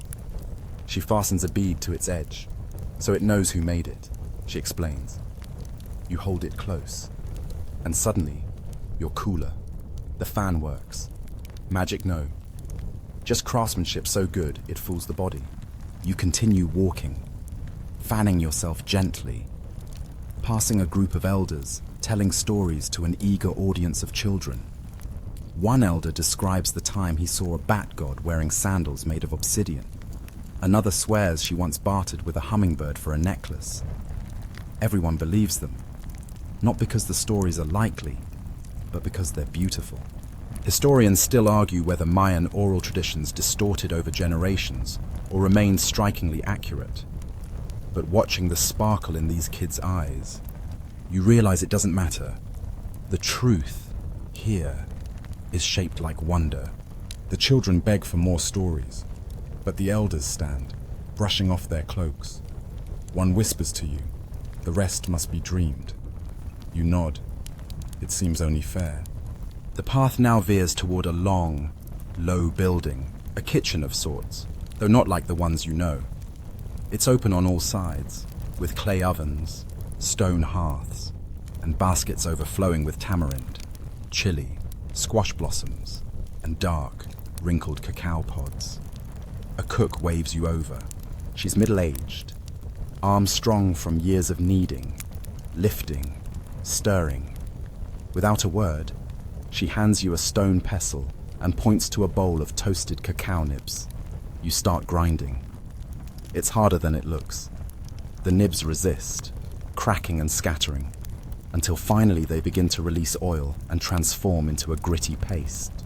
Now chili, she says, handing you a dried red pod. You crush that too. The aromas rise together, earthy chocolate and smoky fire. Then honey. Then grind annatto seeds. Soon, your bowl glows red-brown, and she pours in hot water, stirring until the paste dissolves into a frothy, steaming drink. You sip. It kicks. Spicy. Bitter. Sweet. Electric. You grin. She grins. And for a moment, it's like you've both spoken the same language without saying a word. She hands you a wrapped tamale, soft, warm, filled with squash and beans. For your journey, she says. You thank her and move on. The path narrows now, winding around an overgrown platform where a young scribe sits cross-legged, sketching a lizard onto a piece of bark paper. He glances up, then returns to his work, tongue peeking from the corner of his mouth in concentration. You sit beside him, say nothing. Eventually, he turns the drawing toward you. The lizard is dancing. You ask what for. He replies, celebrating something it forgot. That feels strangely accurate. You stand, stretch, and take the final few steps up a steep staircase. At the top is a wide plaza overlooking the jungle canopy. You're higher than the parrots now, higher than the temples that once felt massive. The wind lifts your hair, and in the stillness, a slow smile blooms on your face. You pull out the pouch from your side and take stock of your souvenirs: the crooked fan, the smudged cup, the feather, the maize doll, the little jade mask. Not priceless, but precious. But artifacts of your presence, not your conquest. You sit at the plaza's edge and rest your eyes. You've earned it, and the jungle holds you like a memory it doesn't want to forget. Somewhere behind you, a bird cackles, like it just told the funniest joke the forest's ever heard. You smile, eyes still closed, letting the breeze carry the sound away. You're not in a hurry anymore. You haven't been for a while now. The Mayan rhythm has seeped into your bones, uncoiling time like a snake curling around a warm stone. Eventually, you rise and descend the stairs again, this time with the pace of someone who knows there's nowhere more important to be than here. The trail leads you to a quiet grove where the air grows cool and heavy with moisture. Lichen clings to trees, and sunlight filters in sideways, bouncing off the slick limestone in greenish flecks. Ahead, a clearing opens to reveal a low altar surrounded by carved stelae, slender stone slabs covered in glyphs and regal faces. You recognize one of them from earlier, the Sun King with the feathered jaw and palms outstretched in command. But beside him now stands a queen, her headdress nearly touching the top of the stone. She isn't smiling, exactly, more like judging the quality of your dreams. A young man tends to the altar, wiping away moss and brushing dust from the base of the carvings with a soft rag made from woven bark fibers. When he sees you, he gestures to a small basket of offerings, cocoa beans, bright feathers, a piece of polished obsidian, and a withered corn husk twisted into the shape of a bird. He points to it and whispers. She remembers who brings the birds. You choose a feather turquoise, sleek, a little frayed, and lay it gently at the queen's feet. The man nods solemnly and returns to his careful brushing. Above the altar, a tree has grown sideways, its roots wrapped around the structure like a protective serpent. Embedded in one of its roots is a shard of jade. How it got there, no one knows. Maybe a gift, maybe a punishment, or maybe the tree just got greedy. Historians still argue whether trees like this growing around temples were planted intentionally or revered after the fact. But in this moment, the argument feels irrelevant. The tree is part of the temple now, just like the wind, just like you. As you turn to leave, the man taps your shoulder and holds up a long, narrow flute carved from bone. He raises it to his lips and plays a few notes slow, meandering, mournful. It sounds like a bird getting lost in its own song. You keep that melody in your pocket as you walk on. The path splits here, and you follow the narrower one, overgrown, slightly crooked, a little too quiet. It leads you to a ceremonial platform made entirely of crushed seashells. It crunches underfoot like walking on whispers. At the center sits a sunstone disc, half buried in the soil and tilted slightly askew. You kneel beside it, brush away a layer of moss, and find that it's carved with both glyphs and star patterns, circles within circles, like a celestial bullseye. A woman approaches from the far side of the platform. Her arms are covered in tiny white dots of limestone dust, and her eyes reflect a light that isn't coming from the sky. "You're early," she says, not unkindly, "for what you ask." She doesn't answer. Instead, she kneels beside the stone and begins rearranging tiny carved tokens into its grooves, each shaped like an animal, each polished smooth from handling. You watch in silence. After a few minutes, she stands, looks up at the sky, and smiles. Now it knows we were here.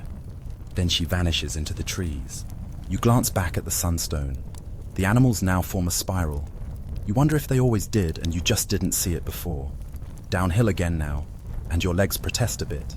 But the forest rewards you with a view, a hidden garden, walled in with vines and flowering trees.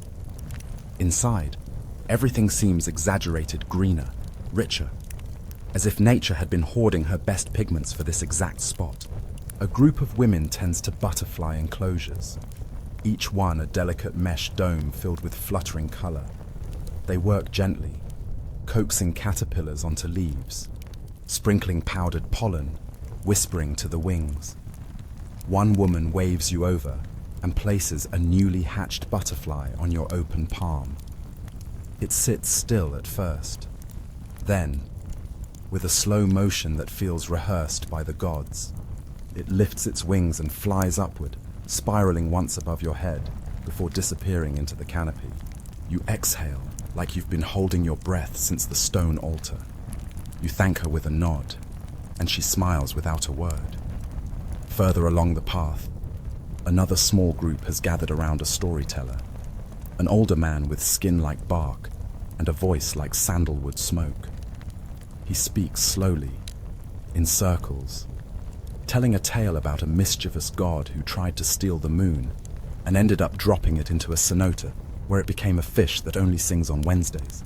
The children listening don't even question it. They just nod, like, yes, obviously. The man sees you and pauses mid-sentence. You, he says. You look like someone who's seen the Duck Council.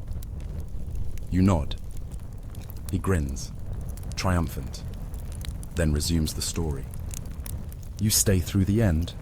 As you rise to leave, he tosses you a small stone etched with a spiral, smoothed by time. A reminder, he says, that you're always in the middle, even when you think you're at the end. You pocket the stone and keep walking. You cross a stream via a narrow stone bridge, slick with moss and shaped like a serpent's back.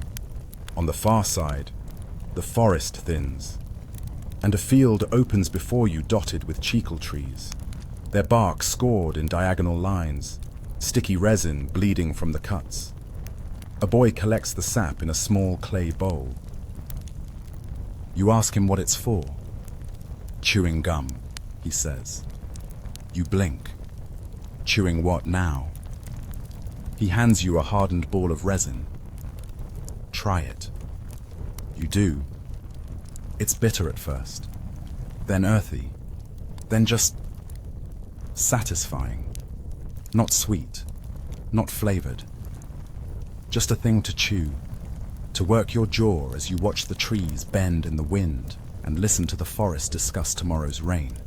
You nod in appreciation. He bows in mock ceremony and returns to his harvesting. You sit by the edge of the field, chewing quietly, eyes drifting upward. The sky has shifted colors again, amber and rust now, with streaks of lavender. You realize you've been walking through this place for what feels like both a lifetime and a blink, and you still haven't seen everything. You stretch your legs, rise slowly, and follow the path as it curves gently into twilight. Still more to see, still more to carry, and the jungle hums its agreement. Evening doesn't fall in the jungle. It arrives like a whisper, coiling low through the trees, brushing over your skin before you even notice the light has changed. The air thickens, not unpleasantly, but like a blanket being pulled over your shoulders by unseen hands. The shadows stretch, and everything glows with that gentle, syrupy hue only dusk can manage. You follow the curve of the path, your sandals whispering against packed dirt as fireflies blink to life one by one, like the stars are rehearsing their entrance. A low rumble pulses through the ground, not thunder drums, always drums. Ahead, torchlight flickers between stone columns, and the smell of burning copal resin seeps into your nostrils, sharp, sacred, smoky. You've come upon a ritual plaza, wide and smooth, ringed with painted walls and benches made of polished limestone. In the center, a low stone altar, and beside it, a woman in ceremonial robes, her face painted in bold swirls of red and blue. She's not alone. A semicircle of villagers stands barefoot on the warm stones, each holding a different object to gourd, a clay pot, a feather, a folded cloth. They chant not loudly, but in murmurs, the kind that tremble through your ribcage more than your ears. You step into the ring. No one stops you. The woman raises a shallow bowl filled with water and crushed marigold petals. She tips it slowly, letting a few droplets splash onto the altar stone. Then she dips a bundle of herbs into the bowl and gently flicks water in every direction, misting the crowd, misting you. And just like that, you're part of it. One of them. Welcome. She speaks not in direct words, but in poetry. We give thanks to the east, where the sun begins. We give thanks to the west, where dreams return. You echo it in your heart, even if your lips are still catching up. One by one, the villagers place their items on the altar. When it's your turn, you reach into your pouch and pull out the carved spiral stone the storyteller gave you. You place it gently beside the feather fan and the maize doll. The woman smiles. You carry the middle well. The chant fades. The torches crackle, and the night begins to breathe more slowly. You move toward the edge of the plaza, where a narrow staircase leads down to a subterranean chamber, cool air rising from below, scented faintly with damp stone and crushed flowers. You descend carefully, your hand brushing the carved balustrade. The walls are painted with murals, serpents winding through stars, jaguars made of clouds, and gods with hands like rivers. At the bottom, a censer still smoking, its embers pulsing with lazy determination. A girl sits beside it, fanning the coals. She doesn't look up when she speaks. This is where we speak to those who don't use words anymore. You ask if she means the ancestors. She shrugs. Them, and the ones who haven't happened yet. You don't quite understand. She laughs. You will. She hands you a pinch of dried petals and nods toward the fire. You drop them in. They crackle, releasing a scent so familiar it makes your chest ache, like a memory from a dream you don't remember having. You sit with her for a while, listening to the fire talk to itself. When you climb back to the surface, the stars have taken their places overhead. They're brighter here, less shy, flickering like gossip across the night's velvet face. You follow a torchlit path to a long wooden banquet table beneath an open-air shelter. Clay lanterns dangle overhead, glowing orange and red, and the table is already covered in platters of food, tamales wrapped in banana leaves, roasted squash, bowls of spiced beans, and a centerpiece dish that looks suspiciously like roasted iguana. You don't ask. You just sit. People gather, laughing, passing bowls, trading jokes in a blend of ancient words and glances. You're handed a cup of frothy cacao, still warm. Someone nudges a basket of roasted plantains your way. A child offers you a folded cloth napkin that smells faintly of jasmine. Dinner begins, not with a speech, but a song soft and low, hummed from across the table and picked up one by one like a candle being passed from hand to hand. You eat. You laugh. You try the iguana. It's fine. A man across from you raises a wooden cup and toasts to the stars, who gossip better than we do. You drink to that. Later, as the plates are cleared and the night ripens, a small group rises and begins to dance, not in lines or circles, but as if they're being pulled gently by threads only they can see. You join without meaning to, your body moving the way trees move in wind, slow, swaying, not always symmetrical, but exactly right. You twirl, you trip, you laugh. Someone catches you. They don't let go right away. Eventually, breathless and warm, you return to the edge of the dance and sink down onto a woven mat. You lie back, the stars above you sharp and endless. Next to you, an old woman snores gently, her mouth slightly open, her feet still dusty from the plaza. You close your eyes and feel your pulse sinking with the drums again, those quiet, steady heartbeats of the earth. And for the first time in what might be a very long time, or just the span of one good meal, you feel completely known, not famous, not important, just known. The jungle rustles. A jaguar coughs in the distance. Someone nearby hums the moon back into place. And you sleep. You wake to the sound of grinding stone, rhythmic, deliberate, like the heartbeat of the earth wearing sandals. Dawn hasn't quite arrived yet, but the air is cool and damp, thick with promise. A pale lavender glow fingers its way through the trees, brushing your cheeks with morning's first ideas. You rise slowly, stretching beneath a woven blanket you don't remember being covered with. Someone must have tucked you in while you dreamed of starlit jaguars and gossiping constellations. You look around. The banquet tables are empty now, cleaned and swept as if the feast never happened. Only the lingering smell of roasted maize and chocolate remains history written in vapor. You follow the sound of the grinding, stepping barefoot through the soft dirt. The jungle yawns around you, vines stretching overhead, leaves glittering with dew.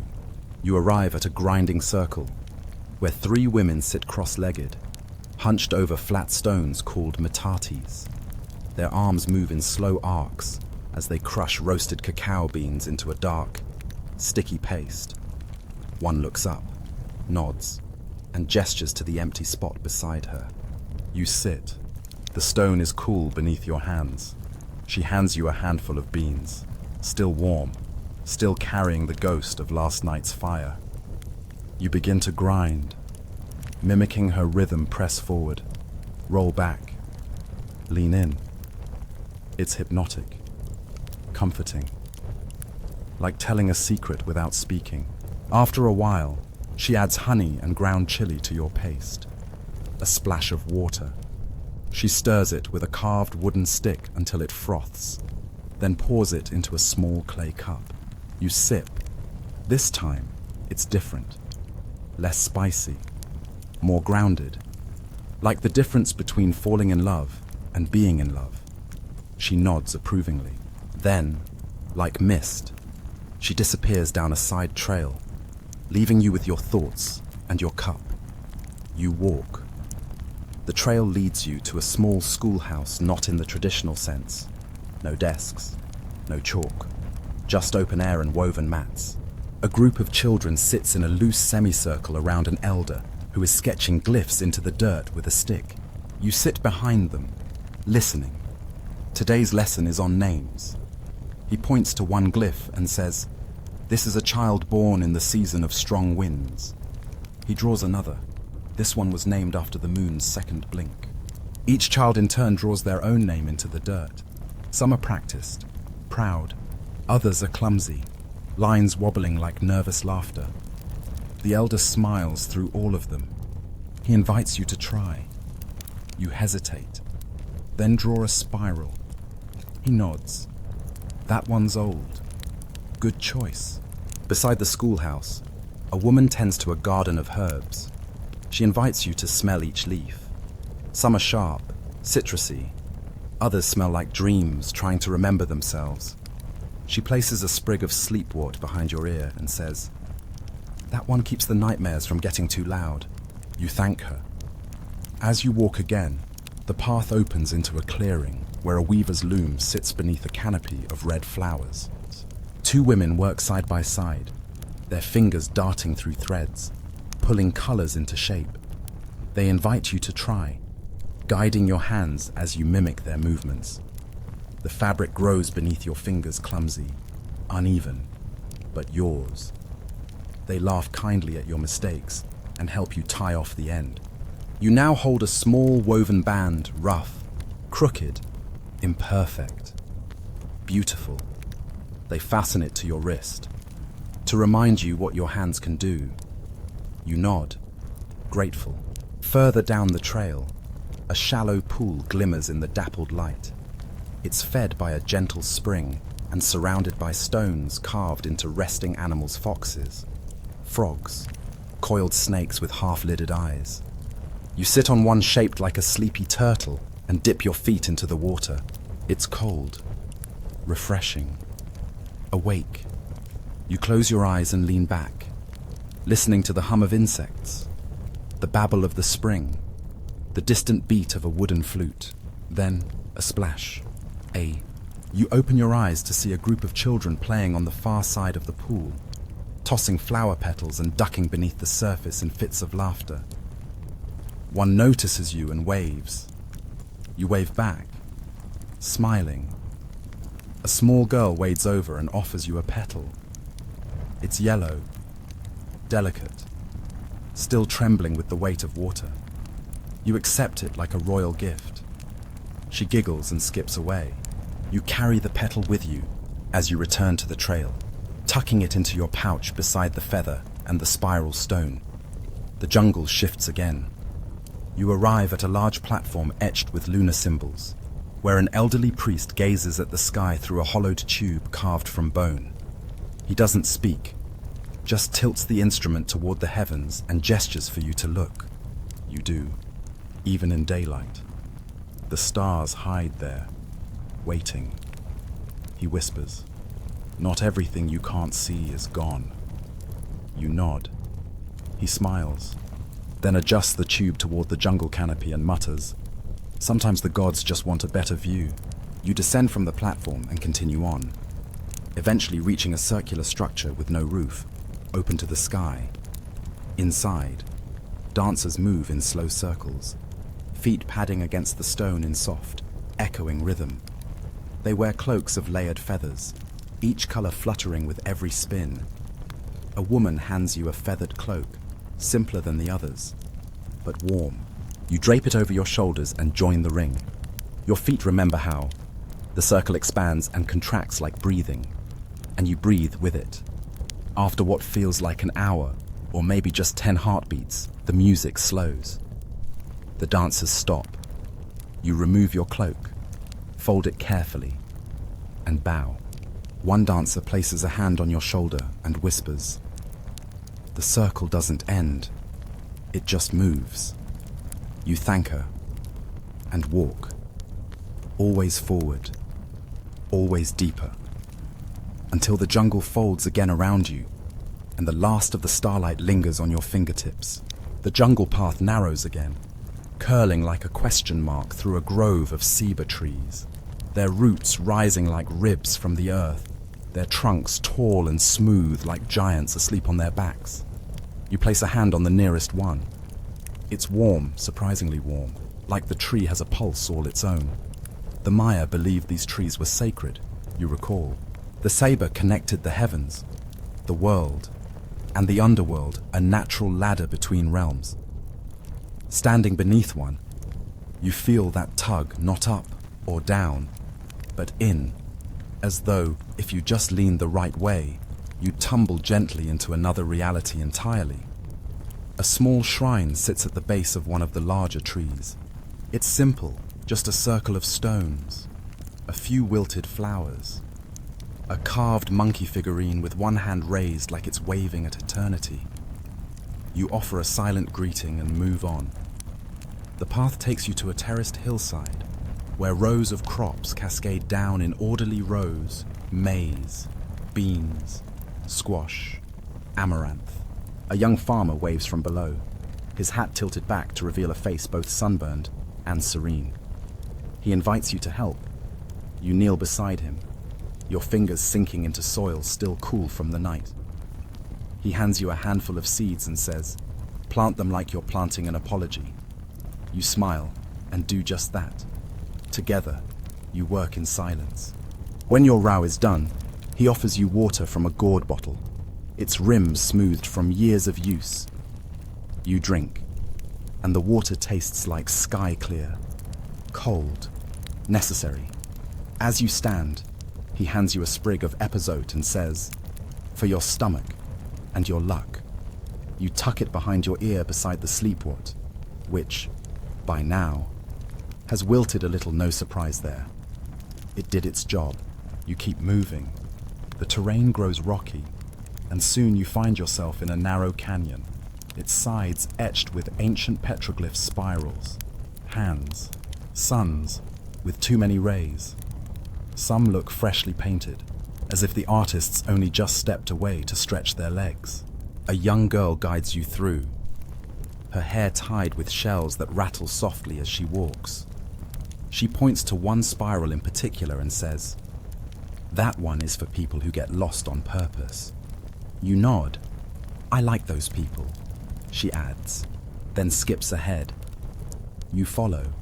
The canyon opens onto a high plateau, where wind rushes like a playful animal, tugging at your clothes, your hair, your thoughts. A stone circle sits at the center, the ground inside it smoothed flat by feet and time. An elder sits on a low bench, carving obsidian tools with a gentle rhythm. He waves you over and holds out a knife, not to threaten, but to admire. It gleams darkly, catching the light in odd, impossible ways.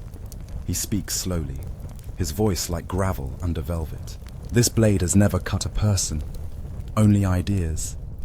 He hands you a sliver, a shard of the night itself. "Keep it sharp," he says.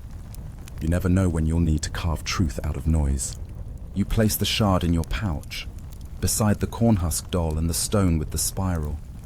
Your pockets now feel like they carry a museum or a small magical arsenal. On the far side of the plateau, you find a singer alone on a ledge, facing the horizon. Her voice drifts towards you in a language you don't understand, but somehow feel in your bones. No words, just vowels and wind, echoes and hope. You sit behind her, quiet as moss, and let the song carry you. When she finishes, she turns and smiles.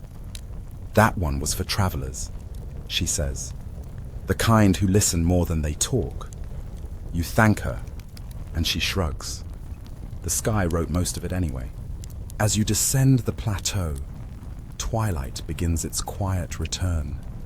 The jungle shifts colors again, slipping into its evening robe indigo, moss, and smoke. You arrive at a campfire gathering, where a group of elders sits around a low flame, sipping from small clay bowls and taking turns telling stories. You're handed a bowl and sip. It's balchet, a fermented honey drink, lightly sour and a little fizzy. Not strong, just honest.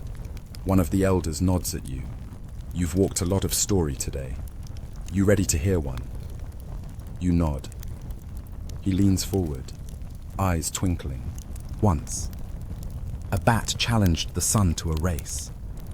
The bat said, 'I may not be bright, but I am swift.' The sun laughed and said, 'We'll see.' They raced from dawn to dusk. The sun blazed. The bat darted. And just when it seemed the sun had won, the bat whispered a secret that made the sun stop to think. That's why sunsets take so long." You laugh. So do they. You toss a twig into the fire, and it catches like it was always meant to. As the flames crackle, the elders begin to hum a tune that feels older than the trees. You lie back on the soft ground, the stars pricking holes in the sky above, and close your eyes. The tune follows you into your dreams. You wake at dawn again, this time near a quiet river, its waters gliding over smooth stones, its surface dotted with drifting flowers. You step in, letting the current brush over your ankles. A young woman nearby washes clay masks in the river, rinsing them gently and placing them in the sun to dry. She offers you one. It's rough, imperfect, clearly handmade. You place it over your face. Suddenly, you hear a drumbeat in your chest, not your heartbeat, something else. You remove the mask. Silence. You place it back on. Drums again. She winks. Some things are heard better with the face of another. You laugh and leave the mask on for a few more heartbeats. By midday, you reach the edge of the jungle where the air thins. The sky opens wide, and a marketplace bustles with soft clamor voices bartering, flutes playing, feathers fluttering from stalls. Vendors call to you with goods necklaces made of seeds, salt from sacred springs, jaguar-shaped candies. You smile, trade your spiral stone for a small pouch of incense, and keep moving. Even here, even among noise and color, the stillness walks with you. Not the absence of sound, but the presence of listening. You drift through the marketplace like smoke curling from a clay bowl, unhurried, curious, welcome. The energy here isn't frantic like the bazaars of modern cities. It pulses in time with the breath of the jungle. Everything hums, everything belongs. A boy with no front teeth and the confidence of a seasoned diplomat offers you a carved jaguar whistle. You blow gently and hear a sharp, startling growl emerge, half wildcat, half wind. The boy nods, satisfied, and waves you onward. Next, a woman selling painted gourds calls you over. Each gourd is a world in miniature, painted with scenes from daily life dances around a fire, farmers in their fields, lovers whispering on temple steps. You pick one up. It shows a lone traveler walking through a spiral of trees. She meets your eye and says, "That one's been waiting for you." You trade her the cacao doll from your pouch. Fair deal. The lane widens, revealing a textile stall draped in brilliant colors, deep cochineal reds, blues as rich as river shadows, gold spun from marigold petals. An elder woman runs her fingers along each bolt like she's reading a very soft book. She wraps a simple cloth around your shoulders, the fabric warm and scented faintly of smoke and gardenia. "For journeying," she says. "Not for arriving." You nod and wear it proudly. Down another row, a man sings to bees in woven hives, coaxing honey into shallow clay dishes. He lets you taste a drop floral, sharp, like rain on stone. He explains that each hive is dedicated to a different god, each honey unique. "Some make you remember," he adds. "Others make you forget." You ask which this is. He smiles and says nothing. Just beyond the market, a set of stone steps winds upward, worn smooth by centuries of bare feet and sacred intentions. You climb slowly, not just from the incline, but from the weight of all you now carry, not in your hands, but in your bones. Memories, smells, fragments of laughter, and ancient rhythms. At the top, a temple platform, open to the sky, ringed with carved pillars. A single flame dances in a shallow basin at the center, though there's no wood, no fuel, just fire. You sit cross-legged, facing it. A priestess approaches, her robes simple, but her presence immense. She sits beside you and places a stone bowl of ash at your feet. This is from the oldest tree that ever burned. You ask what it was called. She says, "Name it yourself. That's what makes it sacred." You sprinkle a pinch into the flame. It hisses, turns green for a breath, then settles. The priestess begins to chant, but it's not a chant of sound, it's a chant of breath. In, out, in, out. You follow. Your shoulders drop. Your jaw unclenches. Time does something strange, it doesn't pass. It stretches. You exist inside a bubble of warmth and nothing urgent. After a while, she touches your wrist and says, "Time to look backward now." She leads you to a side chamber of the temple where rows of painted skulls rest on niches in the wall. Not morbid, more like photos on a family shelf. Each one is decorated with bright colors, feathers, bits of jade, eyes painted wide open, curious. The priestess gestures for you to sit. "This is the listening room," she says. "Not for your ears, just your remembering." You close your eyes. Silence. And then not words, but impressions. The feeling of rain on your 3rd birthday. The smell of your grandmother's shawl. The sound of your name said by someone who meant it. You open your eyes, blinking, and realize a tear has rolled down your cheek. The priestess nods. Sometimes the ancestors remind us what we forgot we loved. You thank her with a bow, palms together. As you descend the temple steps, a group of dancers in bird costumes sweeps past. Each step a flurry of feathers and percussive joy.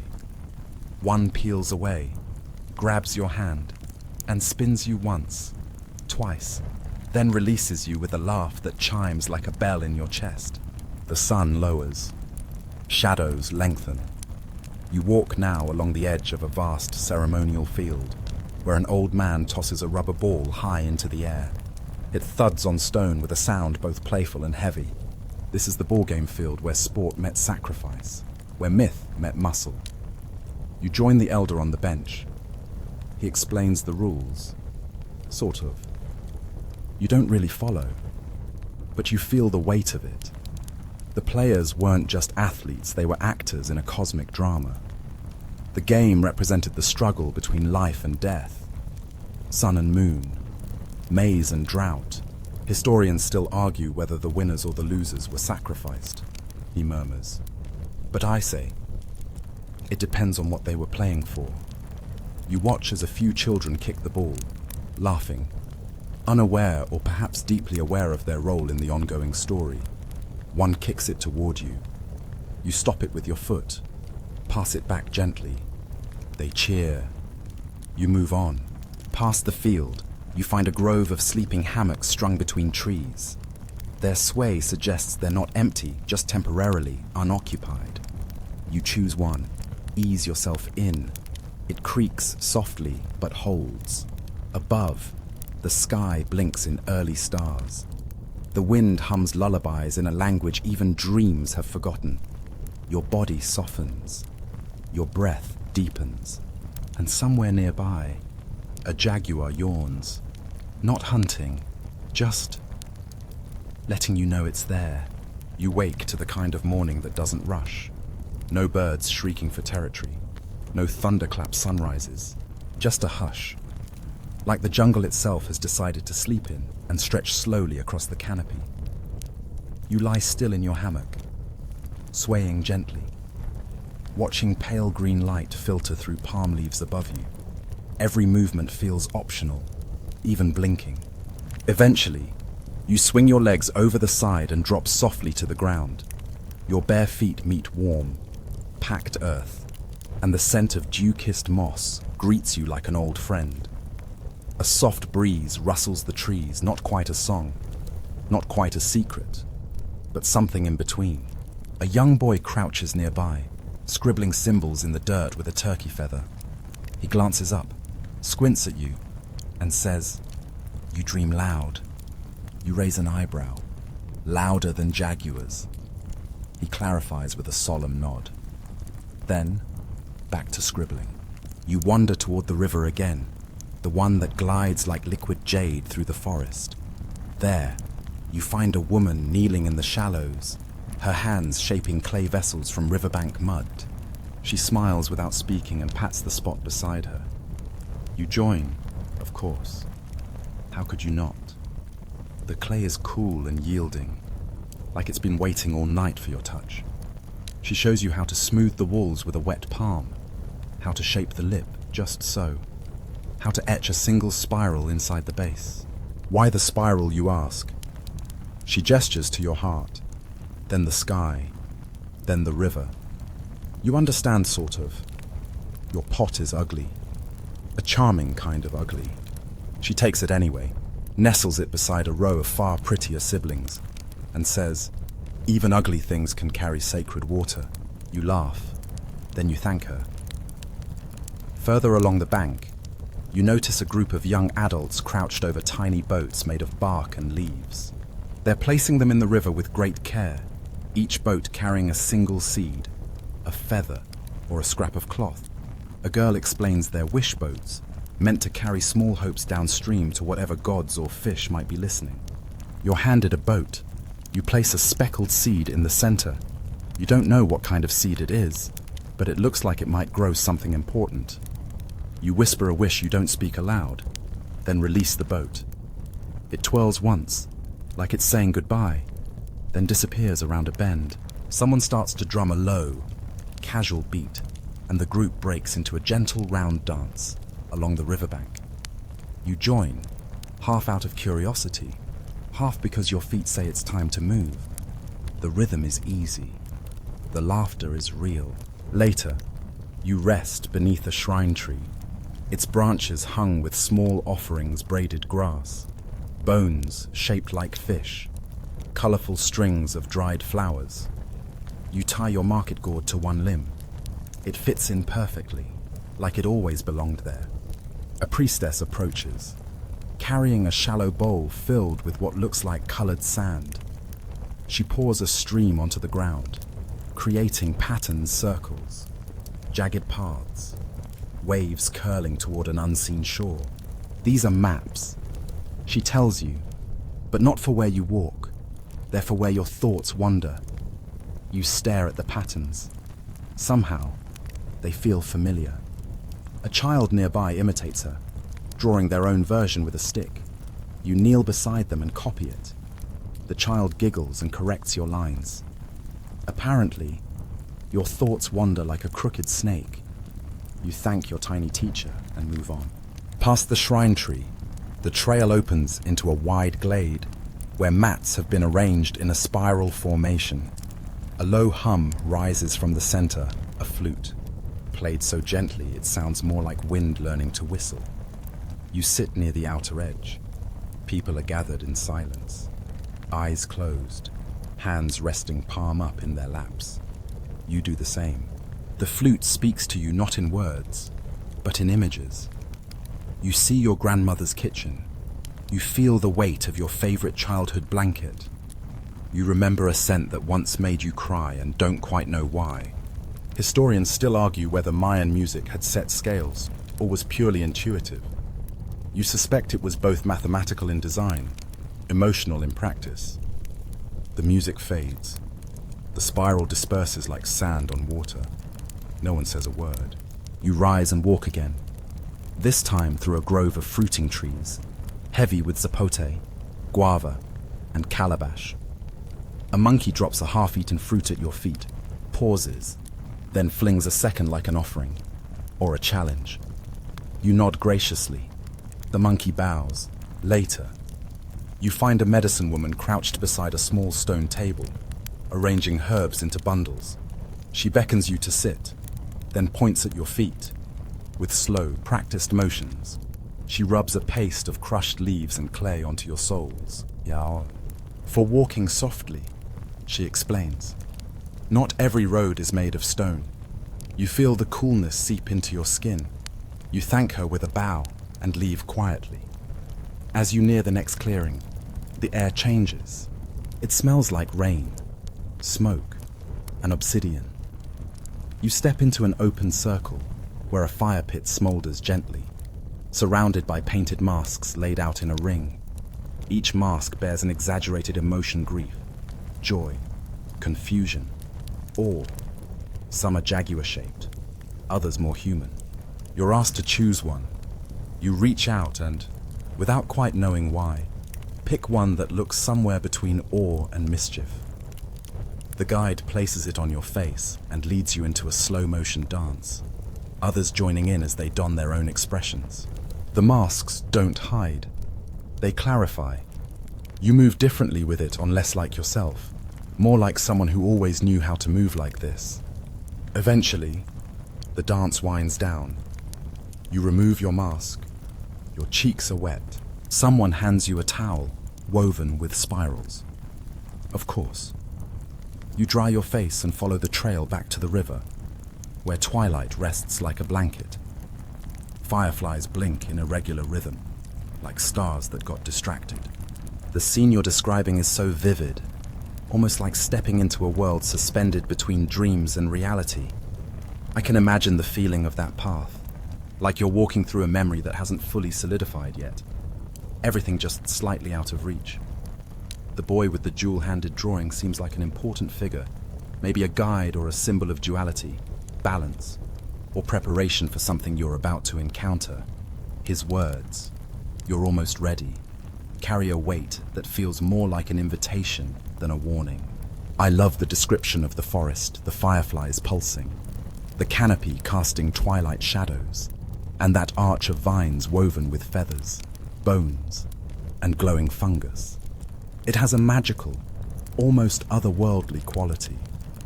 And then you step into the village clearing, with faces painted and illuminated by that ethereal green light. It feels like you've crossed some threshold, where the rules of time and place blur. It's quiet but charged, like something important is about to unfold. What do you think happens next? Does it feel like you're walking into something new or something you've already known? Tonight is a ritual evening, and you've arrived at just the right moment. An elder stands at the center, painted from forehead to feet in black and red spirals, like a storm that learned to walk upright. He carries a staff topped with a skull not human, not quite animal either. Something mythic, something that possibly never was. except in stories. The crowd kneels. So do you. The elder begins a chant, not loud, not commanding. It's a murmur. Something meant more for the gods eavesdropping than your understanding. The fire bowls flare as if nodding in agreement. From the forest's edge, dancers emerge, draped in robes made from layered bark cloth and quetzal feathers, the green shimmering like a hummingbird's sigh. Their feet never quite touch the earth, or maybe the earth lifts up to meet them. Each step in their dance echoes a celestial movement. You realize this isn't just a performance, it's a cosmic reenactment. A star's death, a moon's betrayal, the moment the jaguar devoured the sun and then spit it back out with an apology. And still, the crowd remains silent, save for the occasional gasp or chuckle, depending on what the sky demands. A child near you leans in and whispers, "They're dancing last week." You blink. "Tomorrow's dance will be about today," she adds. Like that explains everything. You nod slowly. In a way, it does. After the dancers retreat, a hush falls so thick it feels edible. Then, a woman steps forward, her voice clear and precise as she tells a legend of Xibalba, the Mayan underworld. In this version, the dead don't go below, they go sideways, into a realm that looks almost like ours, just dimmer and full of more questions. Oh, there are trickster gods there who challenge your memories, not your deeds, your memories. If you misremember something important, she says, they make you relive it until you get it wrong enough to let go. The crowd chuckles, then quiets again. She finishes the tale with a twist so soft, it slides past before your brain catches up. You don't need to applaud. Your silence is the ovation. Later, as the fire bowls dim to soft embers, you're led by torchlight to a circle of hammocks strung between trees, already filled with slumbering shapes. You find yours recognizable by the little pouch of seeds left on its edge, a thank you from someone you never met. But instead of resting, you continue wandering, drawn by a low hum. You follow the sound to a stone observatory perched on a hilltop. It's nothing like a modern dome or telescope. This one has narrow corridors aligned perfectly with solstices, equinoxes, and lunar risings. You walk through one and emerge into a chamber open to the stars. A man sits there with a bowl of reflecting water in his lap. He points upward. See that he says, "That's not a star. That's a mirror you forgot to look into." You don't know what he means, but you look anyway. And in that moment, you see not a constellation, but a pathway, drawn in pinpricks of light across the sky. Not fate, not destiny, just options. You whisper your thanks. He hands you a small obsidian shard and says, "In case you ever want to cut a new path." You tuck it beside the old one from the temple. Back in the jungle, you feel the night stretching thin, as though the edges of this dream are beginning to fray. The air thickens with copal smoke, drifting from a small altar by the river, where another group has gathered. They are whispering names not their own, names of grandparents, names of places, names of feelings. You whisper one too. It doesn't echo, but it doesn't vanish either. It lingers. You walk toward the river one last time. The same wishboats float silently past, carrying tiny bundles of herbs, jade beads, and folded notes written on bark paper. You wonder where they'll end up. You suspect they know better than to ask. As you sit on the bank, a girl approaches with a drum shaped like a turtle shell. She places it in your lap and says, "Just tap what your heart says." You do. It sounds like footsteps leaving home. She nods, satisfied. From here, you retrace your steps not backwards, but inward. Each place you passed earlier now glows faintly, as if leaving a breadcrumb trail through memory. You revisit the ball court, the hammock grove, the feathered dancers clearing, and finally, the temple steps. now bathed in moonlight so bright it makes the carvings shimmer like water. At the top, the priestess waits. You kneel beside her again. She places both hands on your shoulders, then leans in close and whispers, "You've walked well." Then she hands you a small pouch. Inside a single spiral-shaped seed, smooth as polished bone, warm as fresh bread. You don't know what to do with it. She says, "Just carry it. It will know when to grow." You place it in your pocket, beside the seed from the wishboat and the cloth spiral you once danced on. The priestess smiles. "Time to return," she says. But you realize she doesn't mean to the marketplace, or the river, or even your hammock. She means something else, something quieter. You nod and descend the steps for the last time.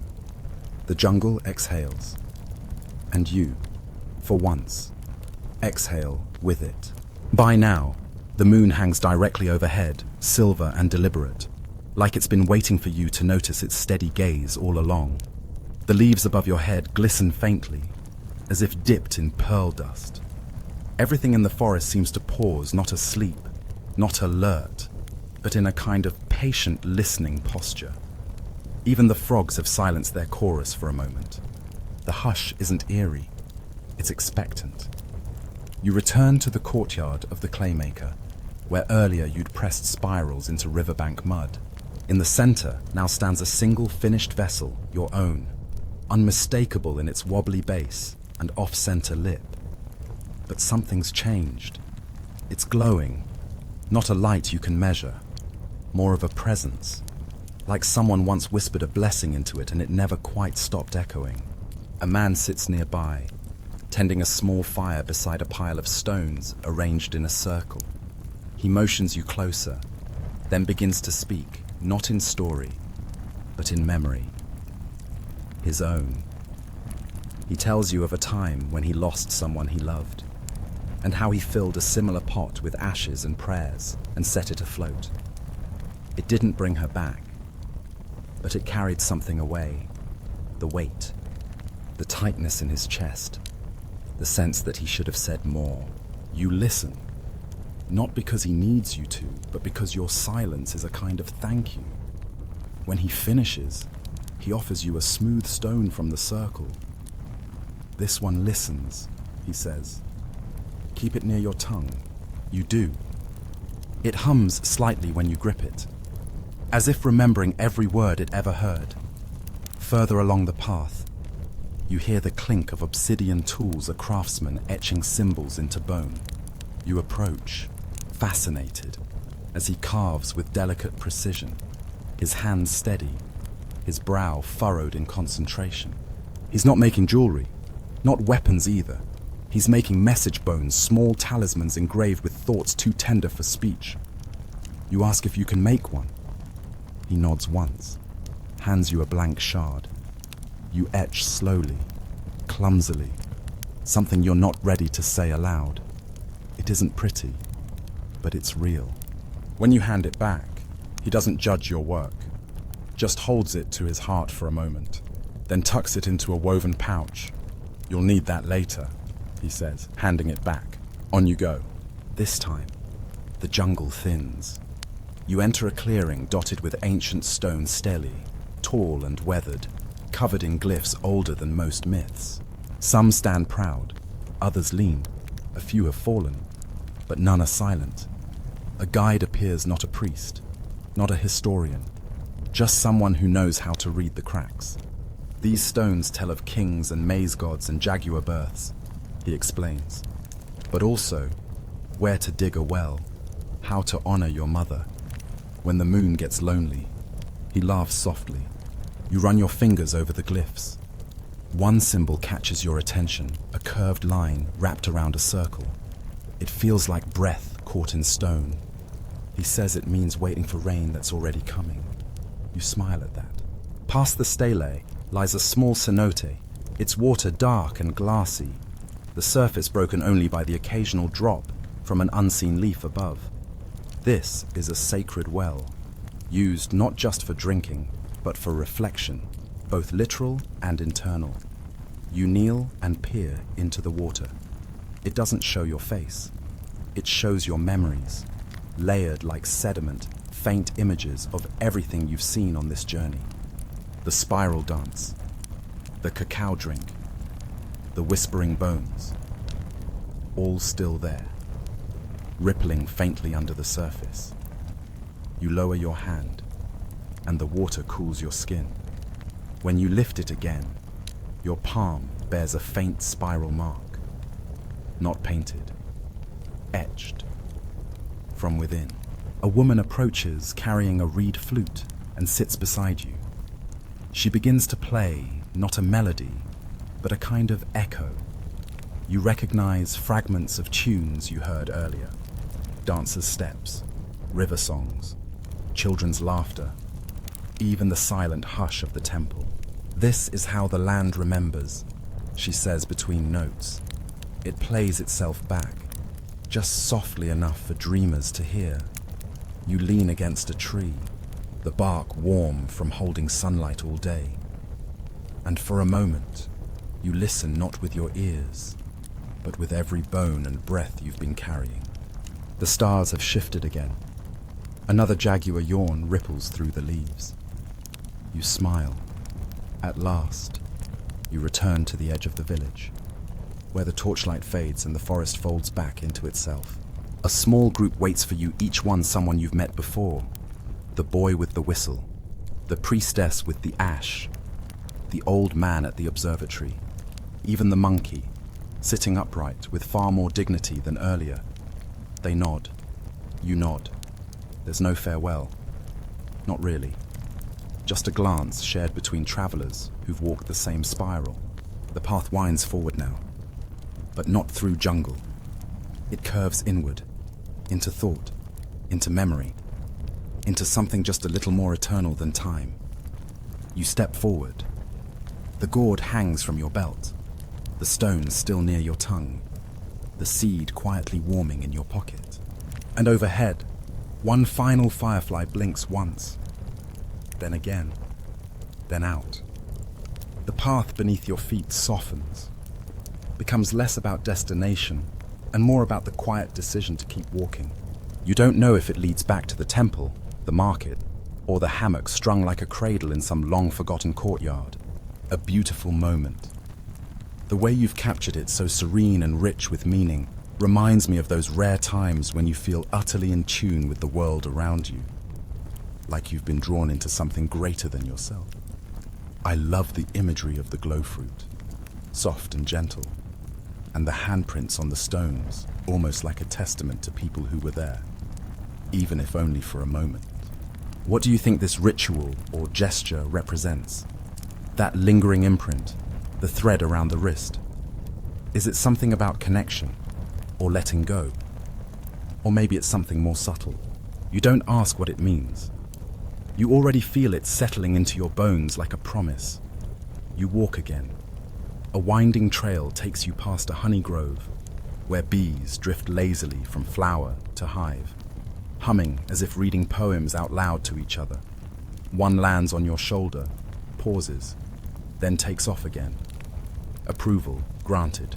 Nearby, a girl sits cross-legged with a woven mat unrolled before her. On it, she's arranging small jade pieces into constellations, not of stars of emotions. Each one a feeling carved into shape, longing, laughter, fear disguised as confidence. She gestures for you to join. You place a stone that feels like patience. She nods. Together, you build a sky. Later, under a flowering saber tree, you meet a woman painting symbols on bark paper. The ink is made from crushed berries and midnight water. She paints not with precision, but with instinct. When she's done, she folds the paper and slips it into your pouch without a word. That night, you sit by the river one last time. The water moves slow and wide, reflecting not just the stars, but every fire you've ever sat beside, every voice that ever whispered your name into the wind. From upstream, a single wishboat floats into view. You recognize it. It's yours. The one you sent off days or lifetimes ago. It's heavier now. It carries a seed, a feather, a folded scrap of painted bark, a jade stone shaped like your own quiet hope. It drifts into your hand like it always meant to come home. You lift it gently and let it float away again, this time not with a wish, but with a thank you. And now the night deepens. The fireflies return, weaving a web of blinking threads between the trees. You lie back in a hammock you didn't notice until now, woven from vines and dreams and long-forgotten lullabies. Overhead, the stars have settled into a story you finally understand. You remember the cacao's warmth, the soft hush of the shrine tree, the pulse of the earth under your bare feet. You are no longer a visitor. You are part of the map, and the map, in its own quiet language, says rest, breathe, let go. The rhythm of the jungle slows now, not into silence, but into something even softer. The leaves above you seem to rock gently, as if the whole world is exhaling in time with your breath. That sweet, humid warmth still lingers in the air, like someone's left a fire just far enough away to keep the edge of chill from settling in. Your hammock cradles you not too snug, not too loose, just the way something ancient and hand-woven should. It sways gently, not from wind, but from the memory of footsteps, of stories told in soft voices, of seeds planted in soil and in hearts alike. You hear the rustle of a basket being packed somewhere far off, the flutter of a bird settling into feathers, the last bubble of a stream making its long journey to the sea. Every sound is stretched, softened, wrapped in velvet shadow. The clay vessel you shaped earlier is still nearby, cool now, nestled in the grass like a sleeping thought. A flicker of scent cacao, maize. Something floral and smoky lifts on the breeze and curls into your nose, your mind, your ribs. In this moment, you are both weightless and grounded, ancient and brand new. Tomorrow might come with drums and dancing and sun on your face. But tonight, there is only this stillness, softness, the breath between dreams, and the knowledge that somewhere, a tiny seed is just beginning to hum.